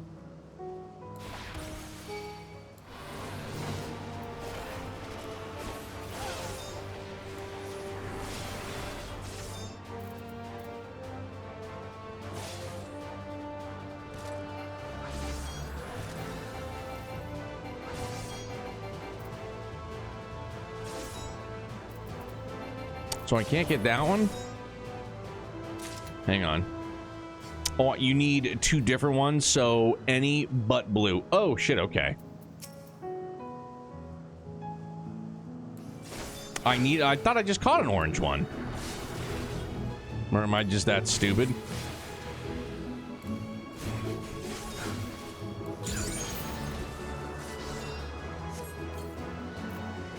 Olay! All right, there we go.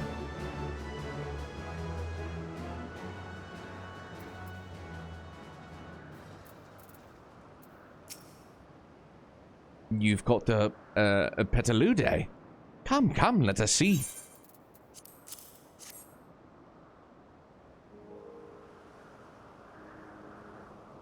Yes, these fine fellows will do nicely. And now for a spot of reversion.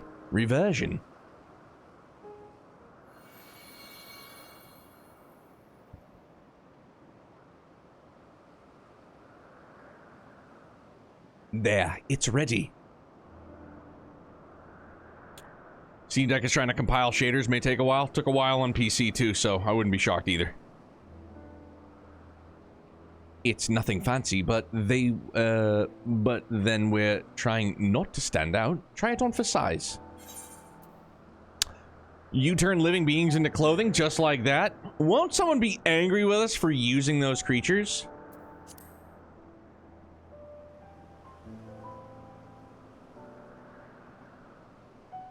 Well, not just like that.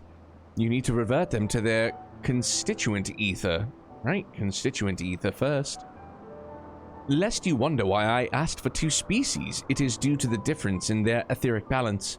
Blending them allows us to produce garb with superior etheric stability. Well and good, disguise and educate it, but it won't fool anyone who can see worth a damn.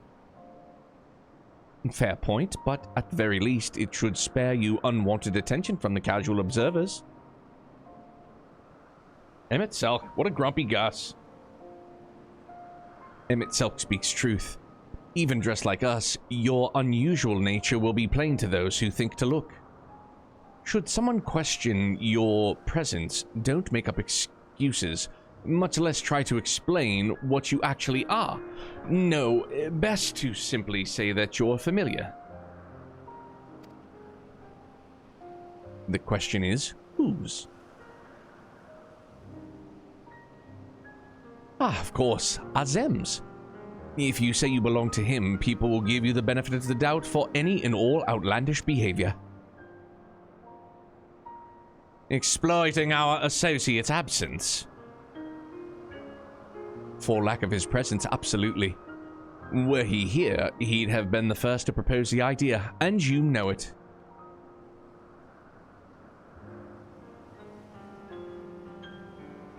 With that, your story is settled. Let us continue with our errand. Oh, damn. I have to wear all this garb, too. All right. Dingo, what's good, dude? Chilling, man. How about yourself?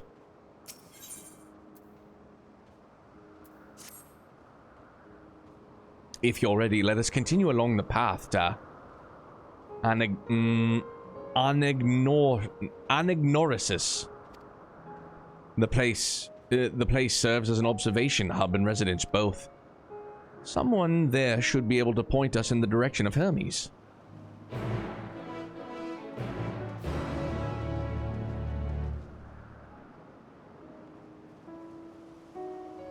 I don't think I want to put it on just yet, because I don't want to get clapped by any of these wonderful looking beasties.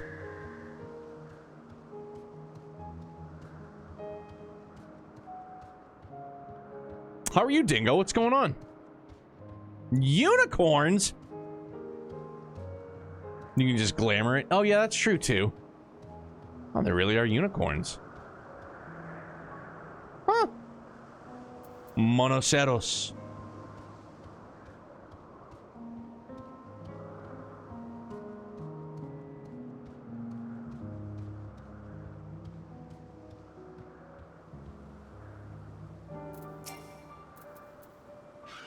Oh, I probably have to be in the garb, don't I? Yes, can I help you? We wish to speak with Chief Hermes. Do you know where we might find him?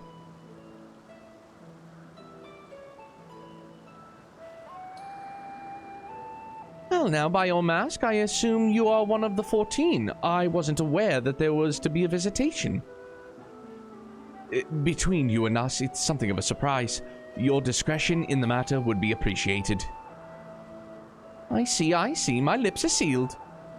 The chief should be out conducting observations as usual. His focus of late has been aquatic creatures, so I expect you will find him at one of the pools here. The pools, you say? Many thanks and apologies for disrupting your work.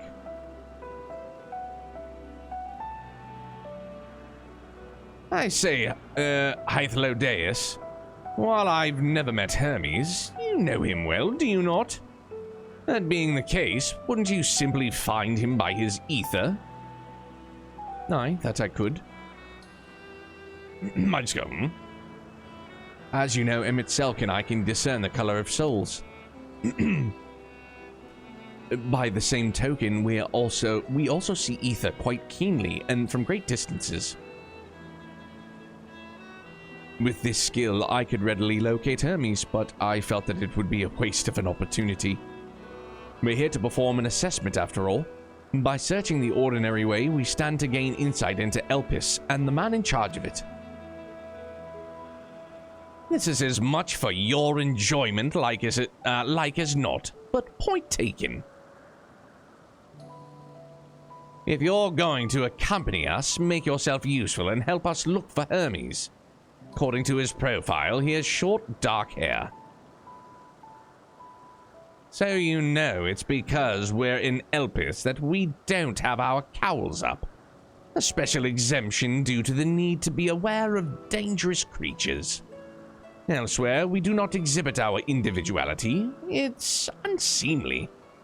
This is all common sense, but I would not assume you possess any. Jeez. It's a rare treat indeed to be able to search for someone by their appearance, and I thank you for humoring me. Come, let us find our man.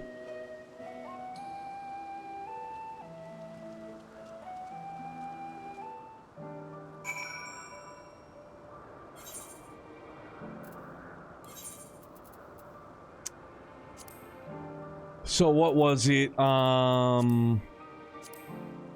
don't know. It wasn't a headpiece.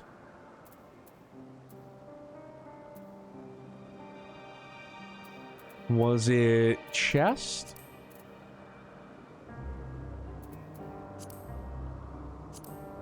Yeah, there it is. All right, so... Oh, wait, no, because I have to do it this way. So, cast glamour. Excuse me.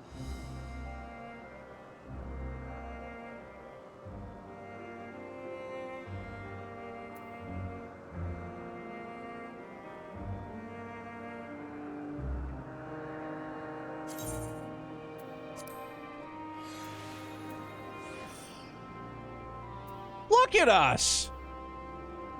Chest pants, boots. Okay.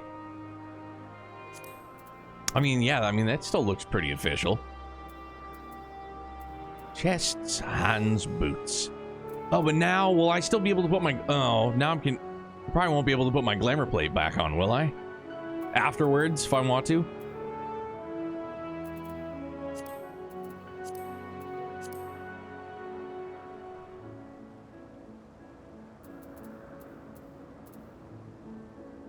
Chest, pants, boots, sorry. Oh, no! Leave it on.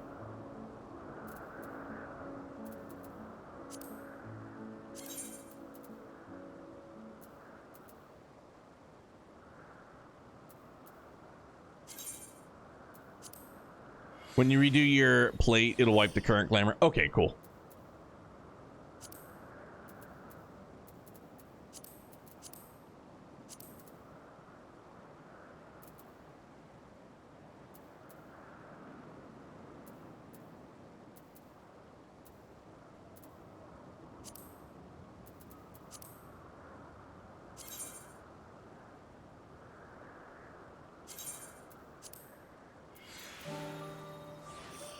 All right, yeah, we'll just do the whole thing.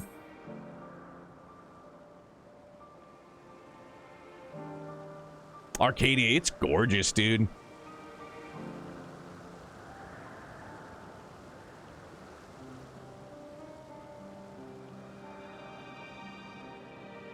I mean, I'm not gonna lie, dude. The robe ain't a bad look. I think it works with the helmet and the friggin' gauntlets. I mean, I wonder if we went... Let's go helmetless. Yeah, I mean, dude, that's not bad. That's not a horrible look, truth be told. Really cool being here at launch and just seeing hordes of people in the robes. Everybody everywhere, just robed up. Fever's been summoned, time to drink a bunch of water and sleep. Yo, Arcadia, feel better, dude. But I like it with the helmet. We're gonna keep the helmet. Short, dark hair.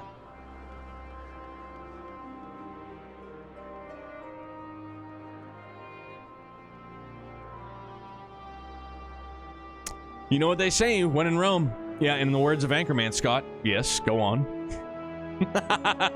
Yes, continue. How are you, man? What's going on?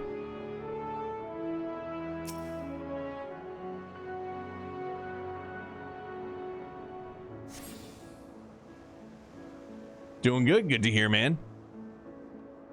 Yeah, do as the robed do. For sure.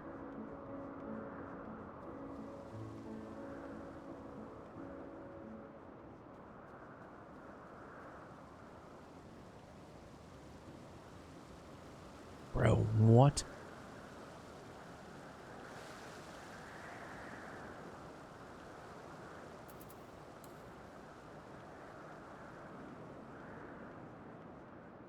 For those of you that have not met our good friend Scott here, RPG Fancom, check him out. Good dude, great bald, great online RPG publication, rpgfan.com.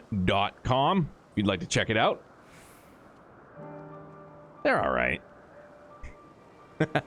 They're pretty fucking great. Oh, there we are. Right over there. What, dude?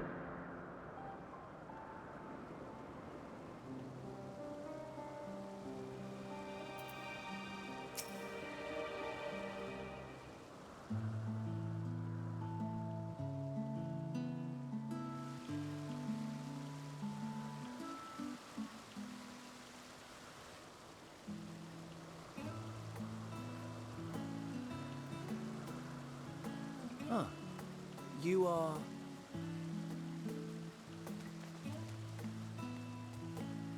Oh. Different. You're different too.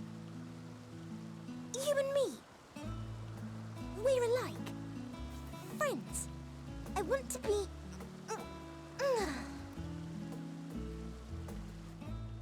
Wait, please.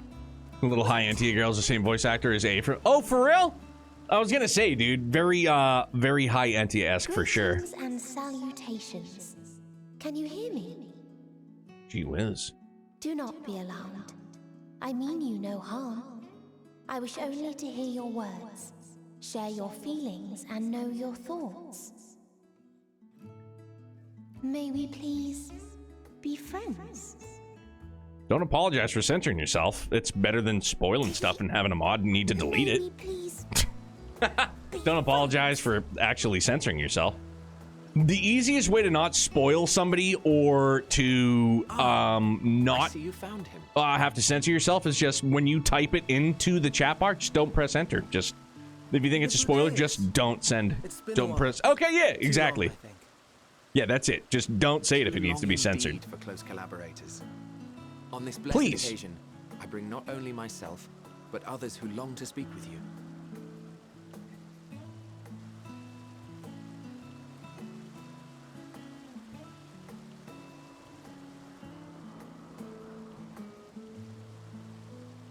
You are of the convocation? Emmet Selk at your service. Do I have the honor of addressing Hermes, Chief Overseer of Elpis?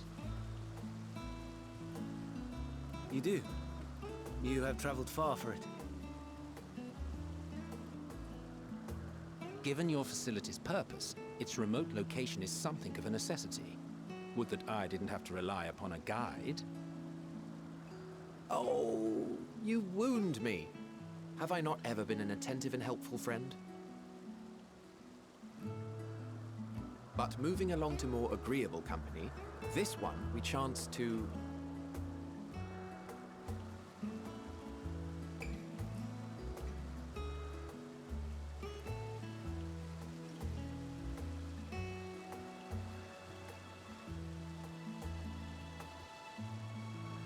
Well, you certainly have her attention.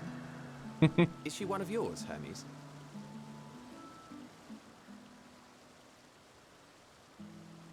Her name is Meteon. It means shooting star.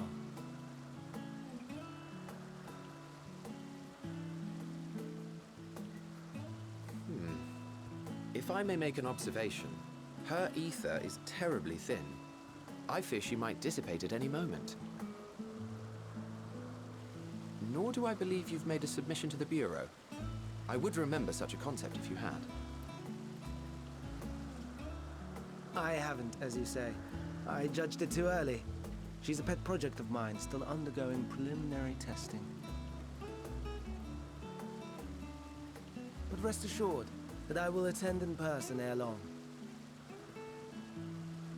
Very well.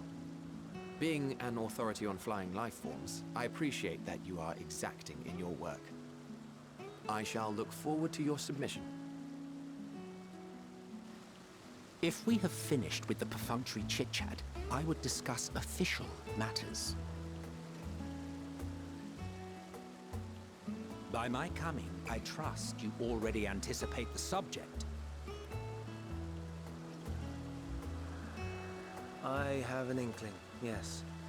Please wait to the main building yonder. I shall join you as soon as I've returned these creatures to their homes. What's wrong, Hermes? The Nemestoma is missing. It's kind of look like, what are they called? Axolotls? I didn't do it. It wasn't me. I didn't touch it. I didn't take it. I may have found it. A creature with the self-same ether as those there, nestled in the boughs of a tree outside the grounds.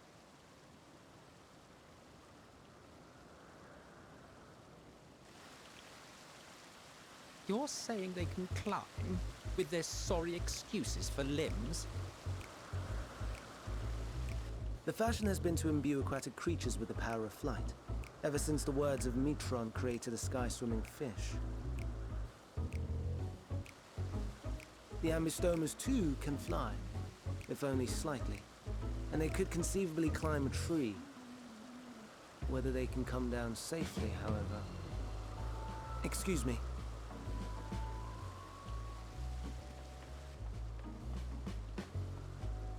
I'll help, too!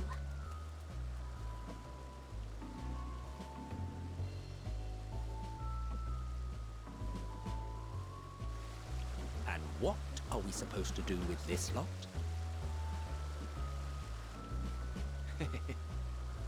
May I suggest we split up?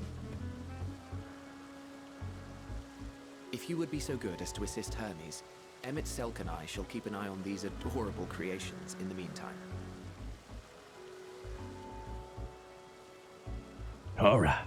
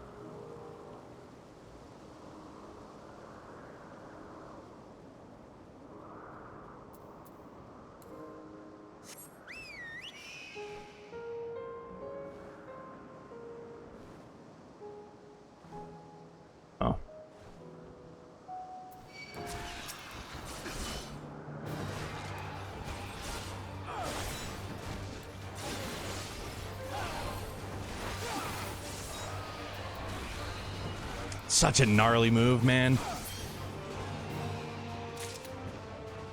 Started calling the small bluebird child by the name of Twitter. But yeah, I guess it works, man, for real. Bird of Elpis, what a name. I mean, it's a bird in Elpis. I don't know what else to... I don't know what else to call it. They make cool animals' names are an afterthought. Bro, I mean, there's still a chance, right? I'll run for president. No more super bright lights while we're driving, and we'll make birds cool names like Bird of New Hampshire. Bird of whatever state you live in. We'll just do that. We'll just do that. We'll make everybody... It'll all be unique. It seems Hermes and... is it Meteon? I can't remember how it's pronounced. Have found their quarry, a creature known in this age as an abystoma. Yet, though it has been safely extricated from the tree, excuse me, Hermes appears to have found himself in quite the predicament. The abystoma! Hermes saw it high up in the tree. He climbed up to get it, but it jumped on him and he slipped.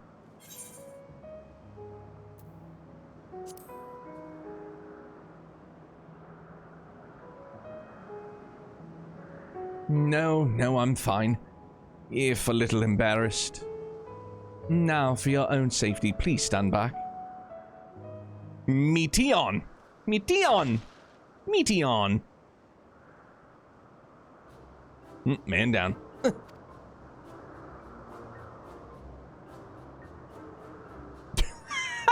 Just shrug it off like, whatever. Hermes, are you alright? Quite all right, yes. My apologies for making you worry, Meteon. Both you and, I am Vance. Vance Calum, you're called. An intriguing name, somehow reminiscent of a new creation. Thank you for coming after me.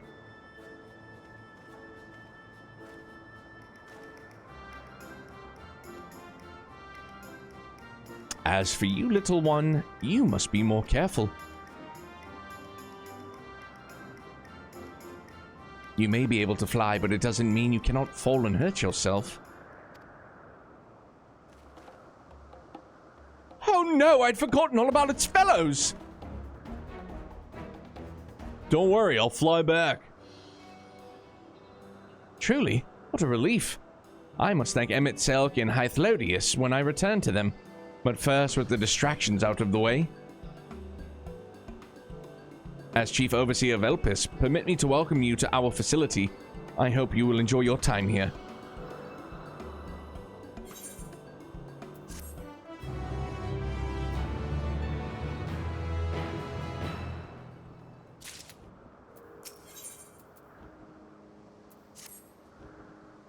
Well, we mustn't keep the others waiting. Let us return to Anagnorisis. I'm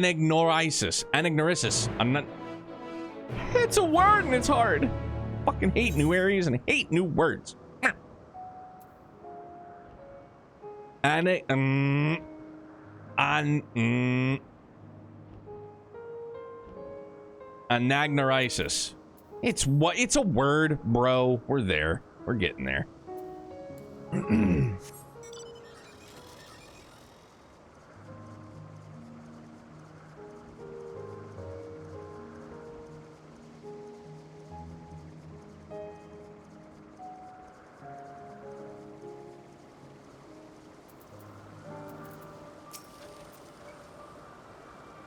My apologies for the trouble. Owing to your kind assistance, all the abystomas are safe as well. This area loved its incomprehensible names. Perfect. So that tracks with the last, like the Hindu-themed area we were just in before, because I couldn't pronounce any of that. I will presently send them back to their space. If you would go on ahead to the main building. Upon entering, you will see a table and chairs, a meeting area. We may speak there. Very well. Take care not to let the creatures slip away again. The harder the name, the more elegant the community. Hard names are just hard, man.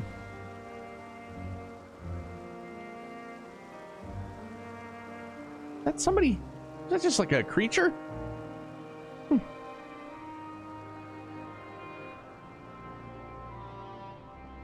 Excuse me. Tried to pronounce that and my furniture started flirting. Brums.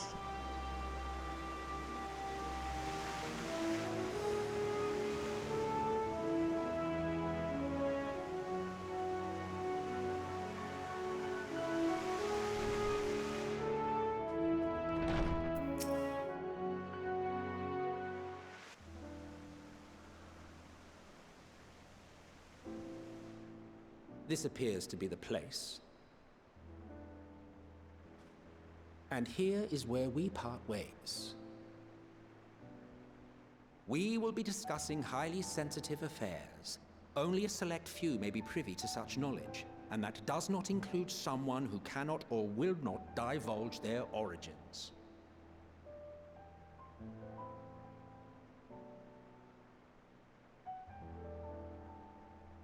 What?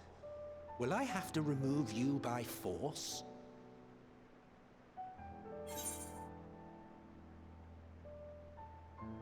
I have important things to say to him as well. There are reasons I cannot speak freely.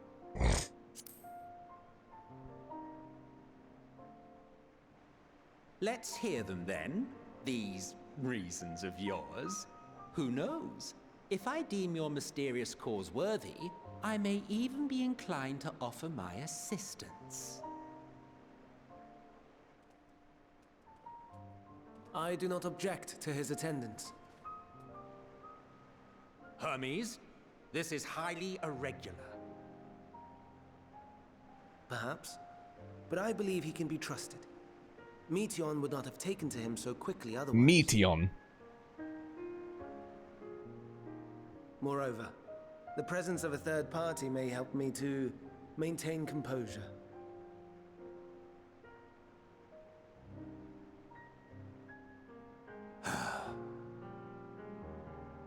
As you wish, then. Behave yourself, do you hear?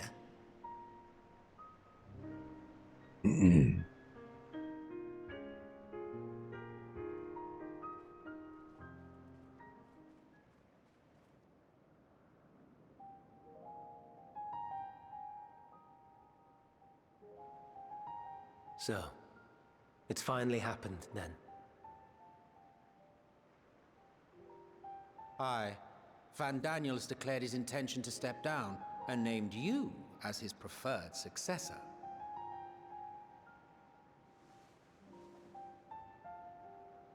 In recognition of your knowledge and your works, the Convocation is giving the recommendation due consideration.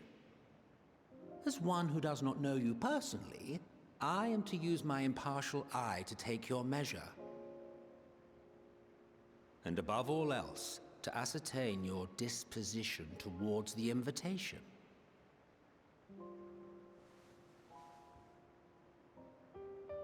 I understand that you and Van Daniel are close.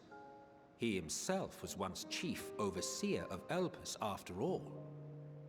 I should not be surprised if you knew before anyone else that he wished to relinquish his office.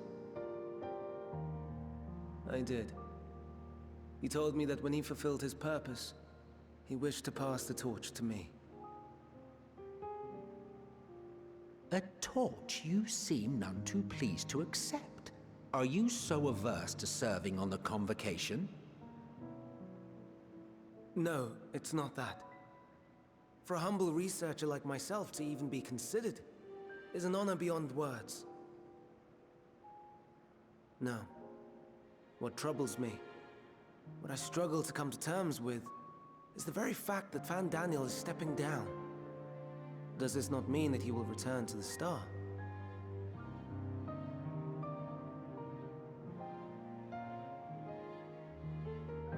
Of his own volition, yes, like so many others have before him. Return to the Star? Does that mean die? Well now, that's not a word I hear often. Is that what you say here in Elpis? Mankind is the life of Aetheris. Each of us, a drop of blood flowing through its veins, bearing sustenance. In our finite time upon it, 'tis our duty to make it a better place, that all who call it home, now and in future, may abide in happiness. To that end, we have dedicated ourselves to the pursuit of enlightened creation. And by our efforts did we transform this once untamed wilderness into the peaceful paradise you enjoy today. To return to the star whence we came is a privilege afforded to we who have so loved and nurtured it. A choice embraced by those who have lived their lives to the fullest, in service to our world. And when they depart upon this journey, it is beautiful, always. The 14 are no exception. 'Tis believed no occasion is more felicitous than the fulfillment of one's duty. Our office becomes our lives, and to retire is to return, or so the majority of us hold. Some few have elected to eschew custom.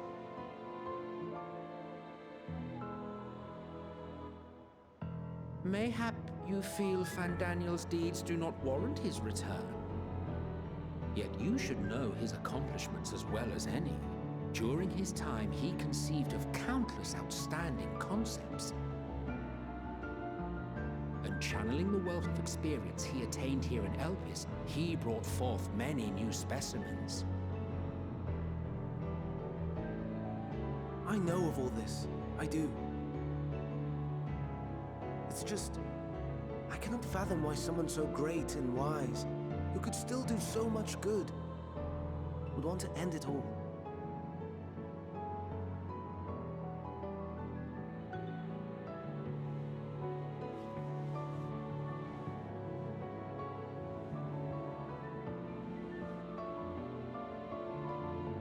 Oh no, I've made her upset.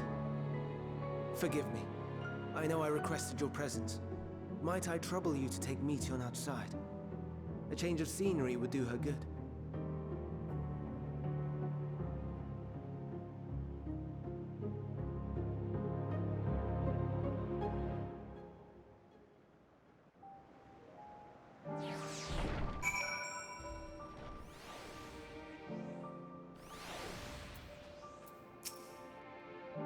I'm sorry, Vance.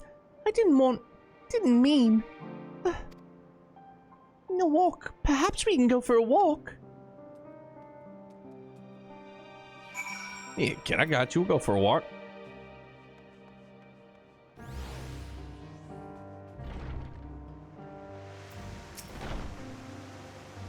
Hermes gets sad when he thinks about death.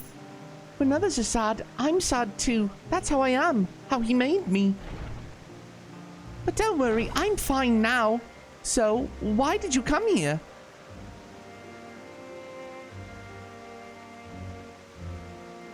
If you want to learn about Elpis and Hermes, teach you. I can teach you. We could take turns. I'll tell you something, then you tell me something.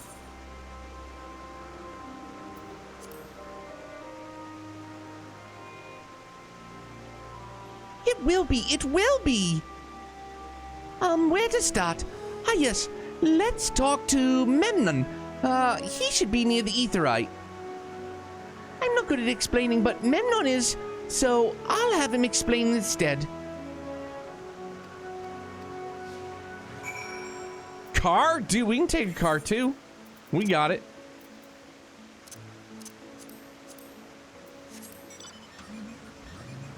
Vroom vroom. Not like a Kia commercial. Vroom vroom. or was it Mazda? Whatever the hell it was.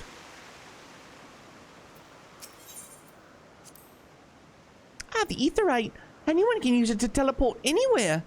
Well, maybe not anywhere. Not to the ground or other isles. For that, you need teleporters. Oh, and permission. Mazda, zoom zoom. And what have we here? Though you look like a person, your ether is quite thin. I assume you're familiar like Meteon. Is there something you need? This is Vance. Could you teach him about Elpis? Ah, newly arrived familiar, is he? Very well. We should be glad to introduce our fair facility to him. As you know, it is mankind's duty to make the star a better place. As part of this duty, we employ creation magics to bring forth new life. However, we cannot simply release our works into the world, for it would lead to chaos. No, any and all life forms must undergo extensive testing to determine their fitness to exist. Testing which is conducted here in Elpis. Every candidate is subjected to a rigorous study in which we identify their properties, surmise what habits might be suitable, and speculate as to the effects they may have on the environment and other species. Should it be judged a beneficial addition to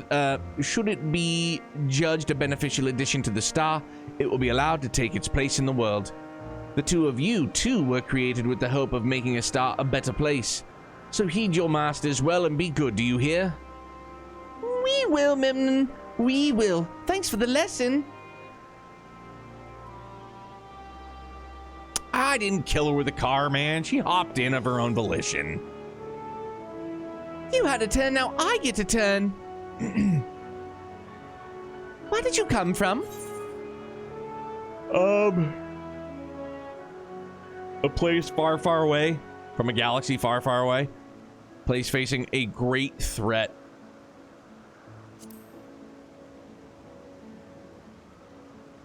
There's such a place? I had no idea.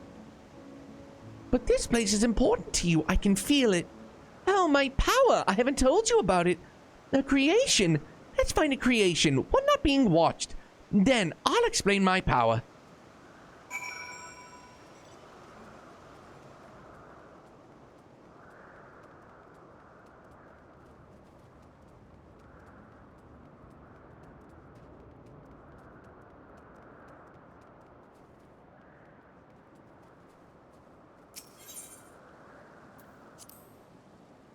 Spriggans? What are Spriggans? Oh no, we call them Aurii. If there's many, Wait, hold on. If there's many, if it's just one, we say Aureus. Though they're cute, they can be naughty. Sometimes they run off with concept crystals and Hermes has to run after them.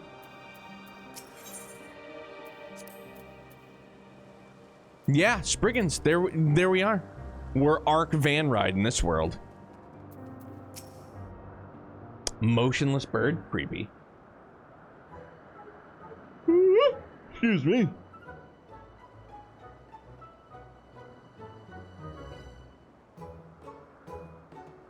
Oh, this creation is perfect.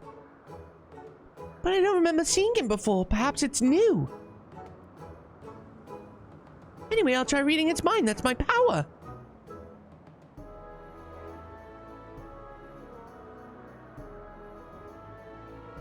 He's just sitting there like...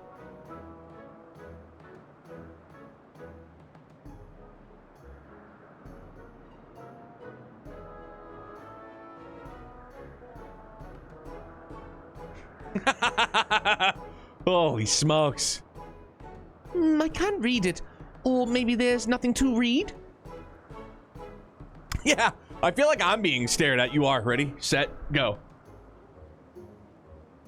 All right, you win. All right, staring contest, you win. I used to do it with Bella all the time. She would always win. She was a rascal. Wait, please wait. I'll try again. With you this time.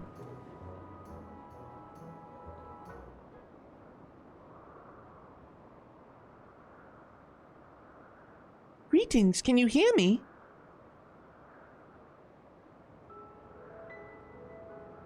This is my power. I can read the emotions of those around me and project my emotions to others in return. I'm not actually speaking to you in your mind.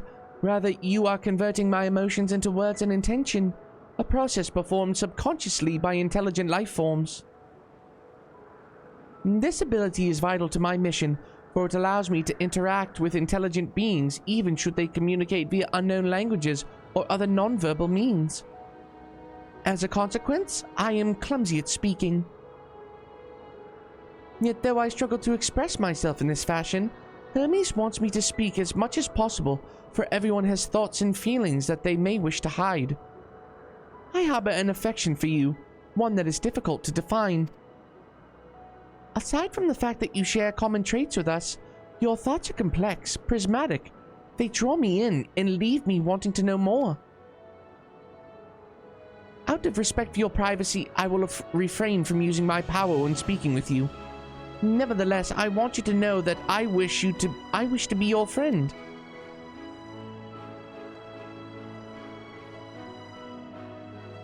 Did you hear me?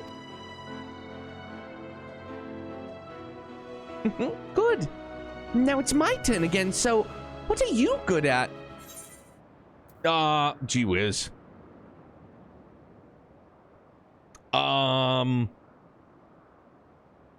Yeah, let's play kiddo. I'm good at playing. Playing? I'm not sure what that means. Hermes says let's play, but then he goes for a walk. Or looks at creations. It's fun, but not different from work. Let's kick a ball around, kid.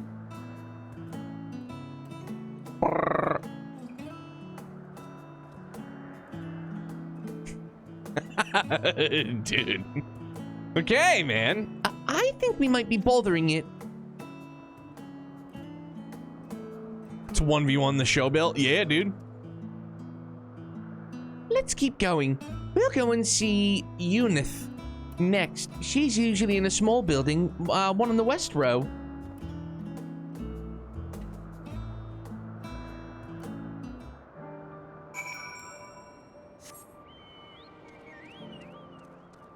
So Shubil was basically following you throughout all of Shadowbringers, just constantly standing there doing nothing. And a popular fan theory was that it was something Emmett was using to watch. Oh. Kind of like in The Crow. Just always watching. Not intelligent if she couldn't mind meld with it anyways. He probably eats a lot of fish. You know, no big deal. It's lots of fish eating.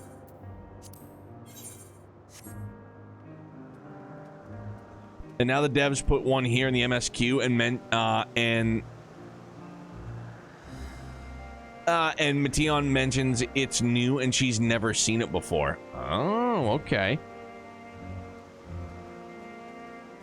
That'd be friggin' cool.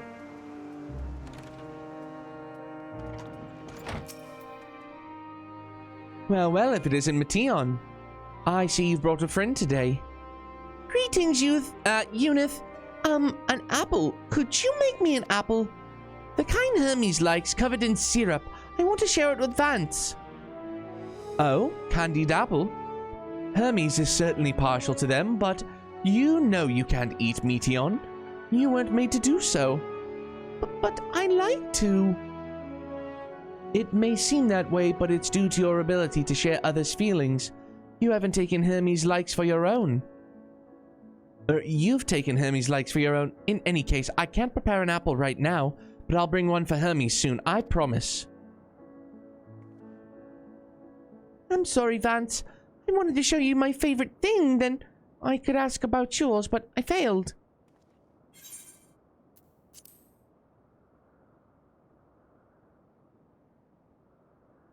It's also the minion drop from the Amarat. Oh, really? Shubil's a Septarian of time.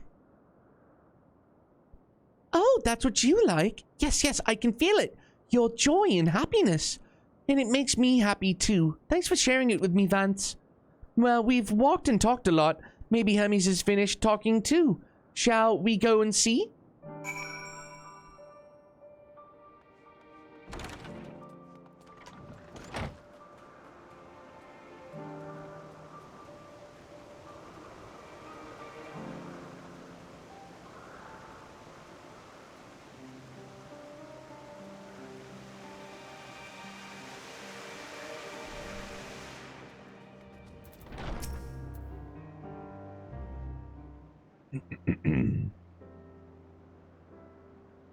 There you are. I can see the fresh air has done Matteon good. Vance wanted to learn about you and Elpis, so I taught him about this place, about my power, about your favorite food. I'm not sure if that last one will be of any use. But I do appreciate your keeping Meteon company. While you were away, I finished speaking with our guests. Finished? Hardly. You requested time to consider the invitation, so we have no choice but to occupy ourselves with an inspection of your work. My apologies. It has been decided that Emmett Selk and Hethlodius will accompany me as I tend to my duties. If you wish to learn more, perhaps you would like to come too? I'm compelled to remind you that he is in no way associated with the convocation. We simply chanced to meet in Propleon. There is no guarantee that the matters we discuss will remain private. I do not mind. To see the joy his presence brings Meteon, I cannot imagine our mysterious friend harbors malicious intent. That's his kind, really, truly. Really, truly. He taught me as much as I taught him. You're coming, of course, to watch Hermes. You're bound to learn lots and lots.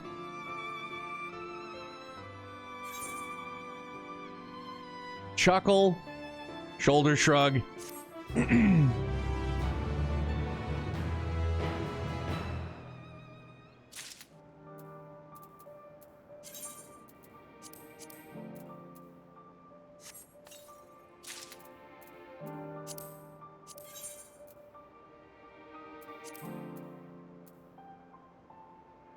There it is.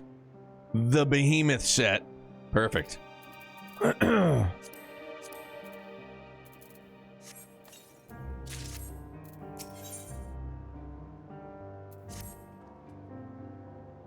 If everyone is ready, there are a few creations I need to check on.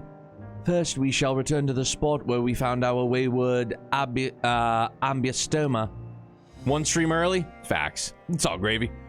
That just means I'll put it up on the auction house. No problemo. Have care when you step outside a hub, for there may be more unruly creatures about.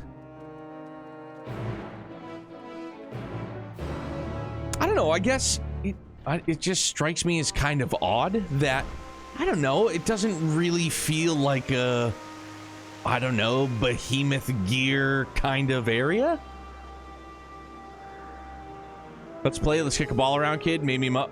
Yeah, it's exactly what Phil says. I'm dad, default mode. It's what I have to do, man. That's why I'm always so taken over emotionally when we run into like some real heavy and hearty like familial story elements, you know what I mean? Stuff like that. Xenoblade 3 fucking ruined me, dude.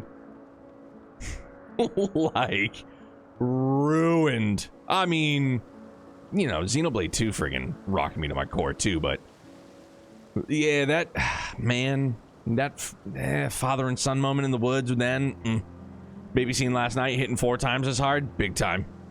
Big time. This here is a new species of Petaloda we recently set loose. It has been doing very well, managing to maintain a stable existence thus far. If it can see its observation period to the end without issue, we shall release it unto the world. Tell me, do you know the difference between living beings and arcane entities? It is the presence of a soul, yet the soul isn't something you can choose to have at will. No, it manifests only in those beings whose forms adhere to the laws of creation that can endure on their own. Beings that do not fulfill this requirement, such as those spontaneously born of magic or natural phenomena, do not have souls. No matter how much it might resemble flora or fauna, if it lacks a soul, then it is considered but an arcane entity.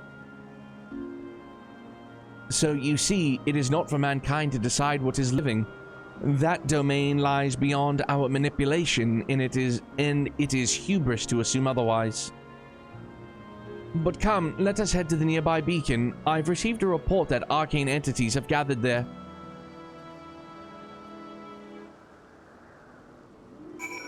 Xenoblade 3 was the most emotional I got at a game. I mean, yeah, I was an emotional mess. Xenoblade 3, super good. Probably that, and yeah, probably Xenoblade 2 and Torna, obviously. Hope it's okay to say, but your kids are lucky to have you. You seem like a loving dad, and that's the last weirdo parasocial thing I'll say tonight. No, man, like, thank you. It's nice. I don't know why it's making me overly emotional all of a sudden, but yeah, man, it's not without its struggles being a dad, I'll tell you that much. It's tough, man. First time dad. I didn't have younger siblings, only child, which is fine by me, but yeah, man, it's tough. It's a very, very tough field to navigate. Stressful. It's like, it's so hard to explain. Like, you could have friends or, you know, like nephew, you know what I mean? Like nieces, nephews, cousins, whatever. And you can have them try to explain to you like certain instances, certain predicaments, or certain just events that'll happen, and they can articulate it in a way in which you understand clearly, like no problems. But it's until you get in the moment, it's so difficult to navigate, but it's also so super rewarding to navigate. You know, you go from, holy shit, like what do I, you know, like we get home from the hospital and it's just like, holy shit, dude, like you know, me and Mrs. Neo are just like, all right, now what do we do? It's like, yeah, this is it, man. We're in it now. And then you go from a feeling of like, I guess you could say like helplessness. You know what I mean? Because you just got to take it like one step at a time. And yeah, I guess you feel kind of helpless. And there's still times now where even though like Youngblood has the ability to be a 5, almost 6-year-old, he can communicate, obviously. But it's still like the everyday struggles of trying to like explain things to him, or words that, you know, you or I or you and anybody else would use just in regular conversation. You know what I mean? Even like there's so many times throughout the day, just in like with talking to him, that like I psychoanalyze myself. Like I talk about being neurotic or, you know, ADHD, which is all true, but it's like I'll talk to him like he's a little human being, man. So I'll use words that is just, it's normal for me. Then I'll be like, you know, this or that, and he'll be like, what does that mean? Or I'll like catch myself and I'll have to be like, do you know what that word means? And I'll be like, no. And I'll try to, that's the other struggle, like trying to explain to a 5-year-old in a way that they would understand what this word means, you know.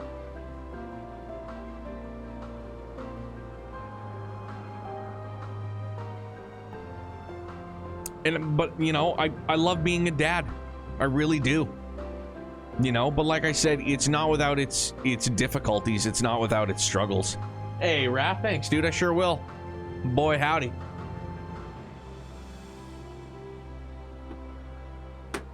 You know, you can have a relationship with somebody, you know what I mean? Your husband, your wife, your partner, whatever the fuck it is, and then when you intertwine this new being, this new being that's like this new part of your life, your entire familial dynamic shifts. Because now it's like I would do anything for him. I'd do anything for that kid. And I'd do anything for her too, you know what I mean? And I know she feels the same. But like, you know, we have this understanding and like this common understanding. Like it's all about him. You know what I mean? It's not about us anymore. It's still about us. It's about our family, but it's about raising him. Dude, I'll show you some shit right now. I know, and now I'm distracted, but for just cause. Ready? So, come on, we can do it. So, I've got this thing sitting in front of me. No, don't be sorry, dude. Like, it is what it is. I'm having fun. We're making good time, I feel. it's this, Jenna, my wife, she made me this collage of pictures of me and Youngblood from like right after he was born.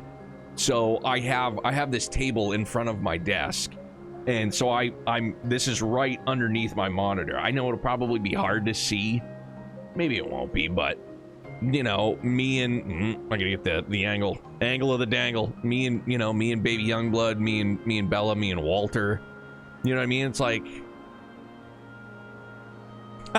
lots of good progress. He earns a ramble every once in a while. Appreciate it. But yeah, man, like this is, I'm always sitting here staring at it. Like it's always here with me, man.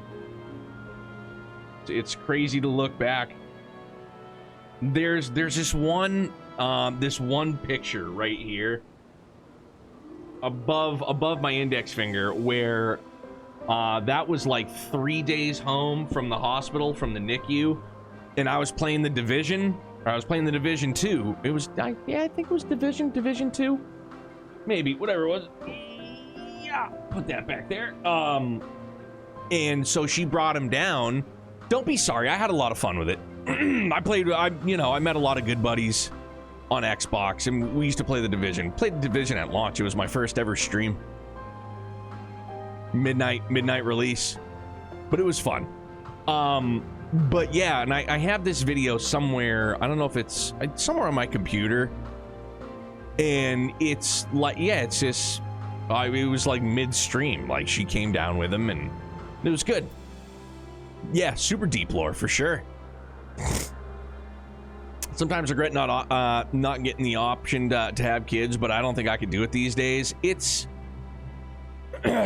tough.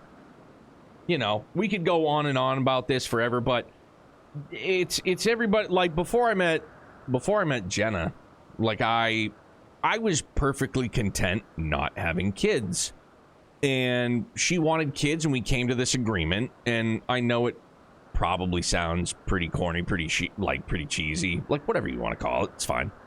I was like, okay, like I came around on the idea. I was like, yeah, we'll have kids. I was like, but here's the skinny. And I was very, very firm on this. I was like, if we have a boy off the rip, that's it. Like one and done. And I was like, if we have a girl, I was like, then we'll try for a boy. And then if we have two girls, and like, that's it. That's where we're stopping. Now, somebody that's an only child, like I'm fine. He is fine. And it took a long time for Jenna to come around, because she's got a sister, to the idea of him being an only child. She was always convinced he's got to have a brother or sister, gotta have a brother or sister, gotta have a brother or sister. And as time has gone on, with the difficulties and the challenges of being a parent to just one child, she was like, one is enough. I go, yeah, one is enough. Like, that's why. And shit is scary, Phil. It's like that's easily. It's a super scary thing. Faux show.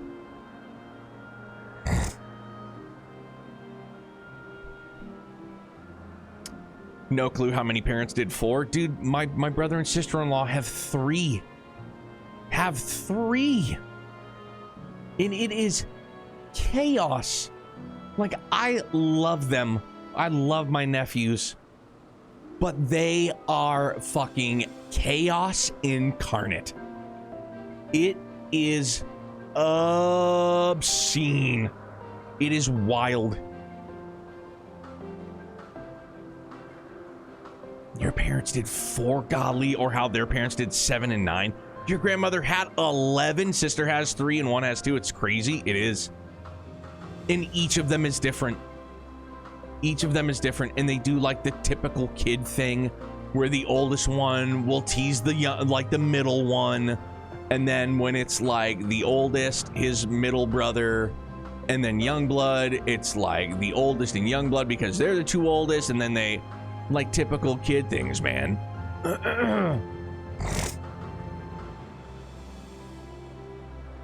Not a parent, but when I get with family and there's 5 kids in the house, I feel like I can sleep for a week after being here for 20 minutes. It's true.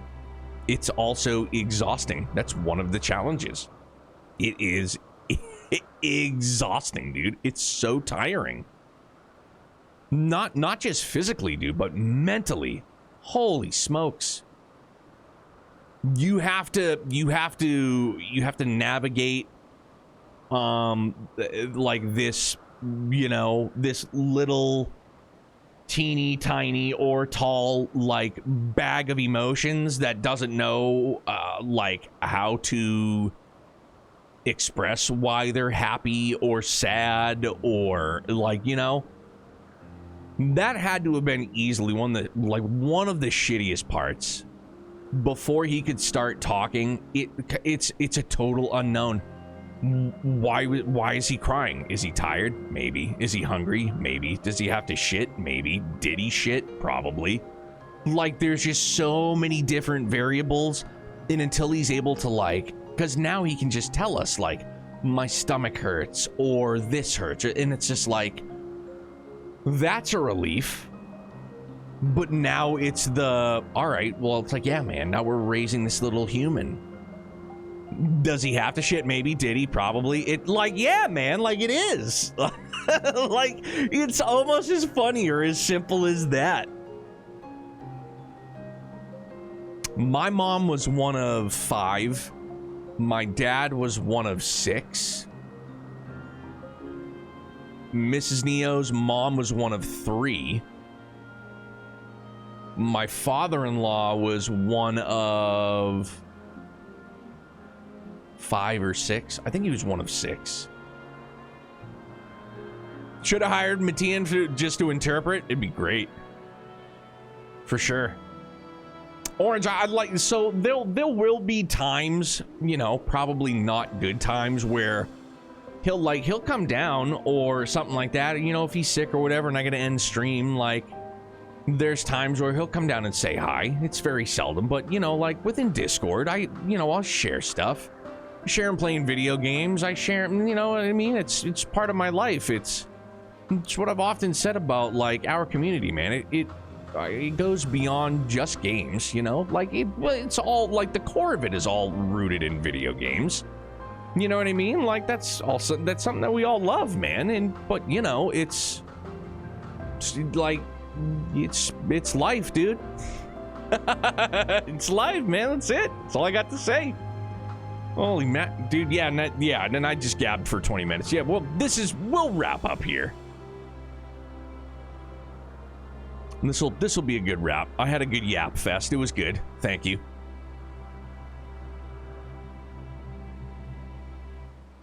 There's no such thing as a perfect parent, but if you're there for him, you're present and doing the best you can, you're doing better than a huge majority. And that's, you know, that's what I keep telling myself.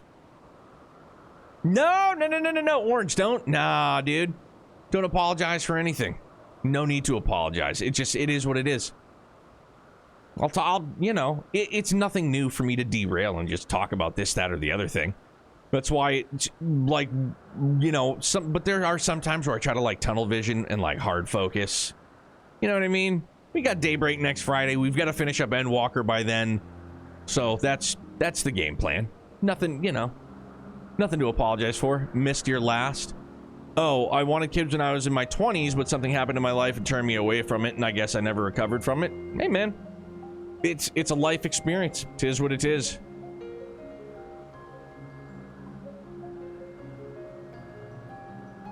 Tis what it is, man. It's for everybody. I'm like parenting, having kids. It's for everybody. It's for some people. It's for nobody. You know what I mean? I would never ever, like, scoff at somebody that's like, I don't want kids. It's like, yeah, dude, like, my best friend, he doesn't want kids. It's like, and I say this with all, like, the love in my heart and soul. It's like, I don't blame you, dude. Like, I don't blame you one bit for not having kids.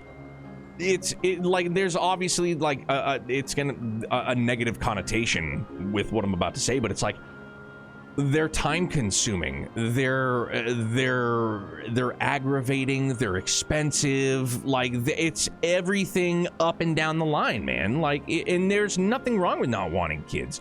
At least you know you don't want kids. At least you're not like accidentally dumping a load in your old lady, dude, and being like, oops, now we're pregnant. And then you're like, well, fuck, man. Like, And you know, maybe that will change your perspective on having kids once you have one of your own, but who knows, dude? Like, I think I have more respect for people that know that they don't want kids. Like, no, like, we don't want them. Like, we just don't. And there'll be people that will, you know, think, oh, it's selfish. No, it's not selfish at all, dude. It's not. It really isn't. You know what you want, and you know what you don't want. Whether it be you don't know if you can handle the responsibility, or if you just plain old don't want the responsibility. Life is complicated enough as it is. A lot of people probably say that right up until they meet the right person. Hey, I'm one of them. I wasn't like anti-kids, but I was content with never having kids. And then, yeah, you know, meet Mrs. Neo, and here we are, man. I don't think I'm cut out for it at all, but I have so much respect for people that do. And it's one of those things, too. And, like, obviously, it's such a juxtaposition. You don't know until you try. Like, if I could put it in, like, the simplest way, like, you don't know until you try. Like whether or not you're cut out. Like, you'll know if you want kids or you don't want kids. Like that's easy enough to determine. But being a good parent, or I don't know how to word it or how to articulate it clearly enough. Like, you won't know until you've tried, man. And I think that anybody can be a good parent. I feel anybody could be a good parent. Not everybody is a good parent, respectfully. You know, I'm not trying to sit up here on my high horse. You know, I feel like I'm a good dad. Some children aren't as lucky, man. It's super duper unfortunate. It's more selfish to bring a kid into the world and then peace out. Shout out to your yeah, man. You know, it's unfortunate that shit happens, dude. And it's a fucking bummer, dude. A kid, you know, you or any other kid that something like that happens to, they don't deserve that, man. They didn't ask for it. You know what I'm saying? Like, sucks. Didn't ask. You know, didn't ask to be born. Didn't ask to be fucking left high and dry. You know what I mean? It's awful. It's awful to think about. It's awful to consider. And I'm sorry for you, and I'm sorry for people that happens to, dude. Sucks. Not cool.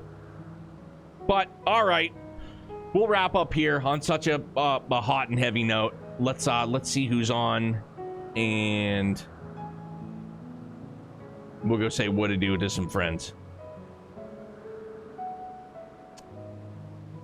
Pandoish doing tactics. Pandoish is great people, though. Yo, Orange. Seriously, I mean this with all the love in my heart. In a very parasocial way. Shut the fuck up. Shut up, dude. It's fine. You didn't do anything. You have nothing to apologize for, dude. Zero. Big old zero. Goose egg. Yeah, Phil, do it again and you're out of here, Buster. Nothing to apologize for, dude. Don't do it. Brim, have a good night, dude. Let's see. Raid Pandoish. Yep, all right, we got it up. Yeah, so Pando's great people. Plays on all OG hardware. Big fan of JRPGs herself. Currently playing Final Fantasy Tactics right now. Not my cup of tea, but I know a lot of people love it. Faux show. I hope you guys have a great night. One way to trip to the Neo Supreme Court? Yeah. Pretty much, for sure. But enjoy the rest of your morning, afternoon, evening. Thanks for the good talk here at the end, man. Tomorrow again, we'll do our best. We'll just be full speed ahead, dude. Do what we do. You guys stay happy, stay healthy, stay excellent. Bye, guys.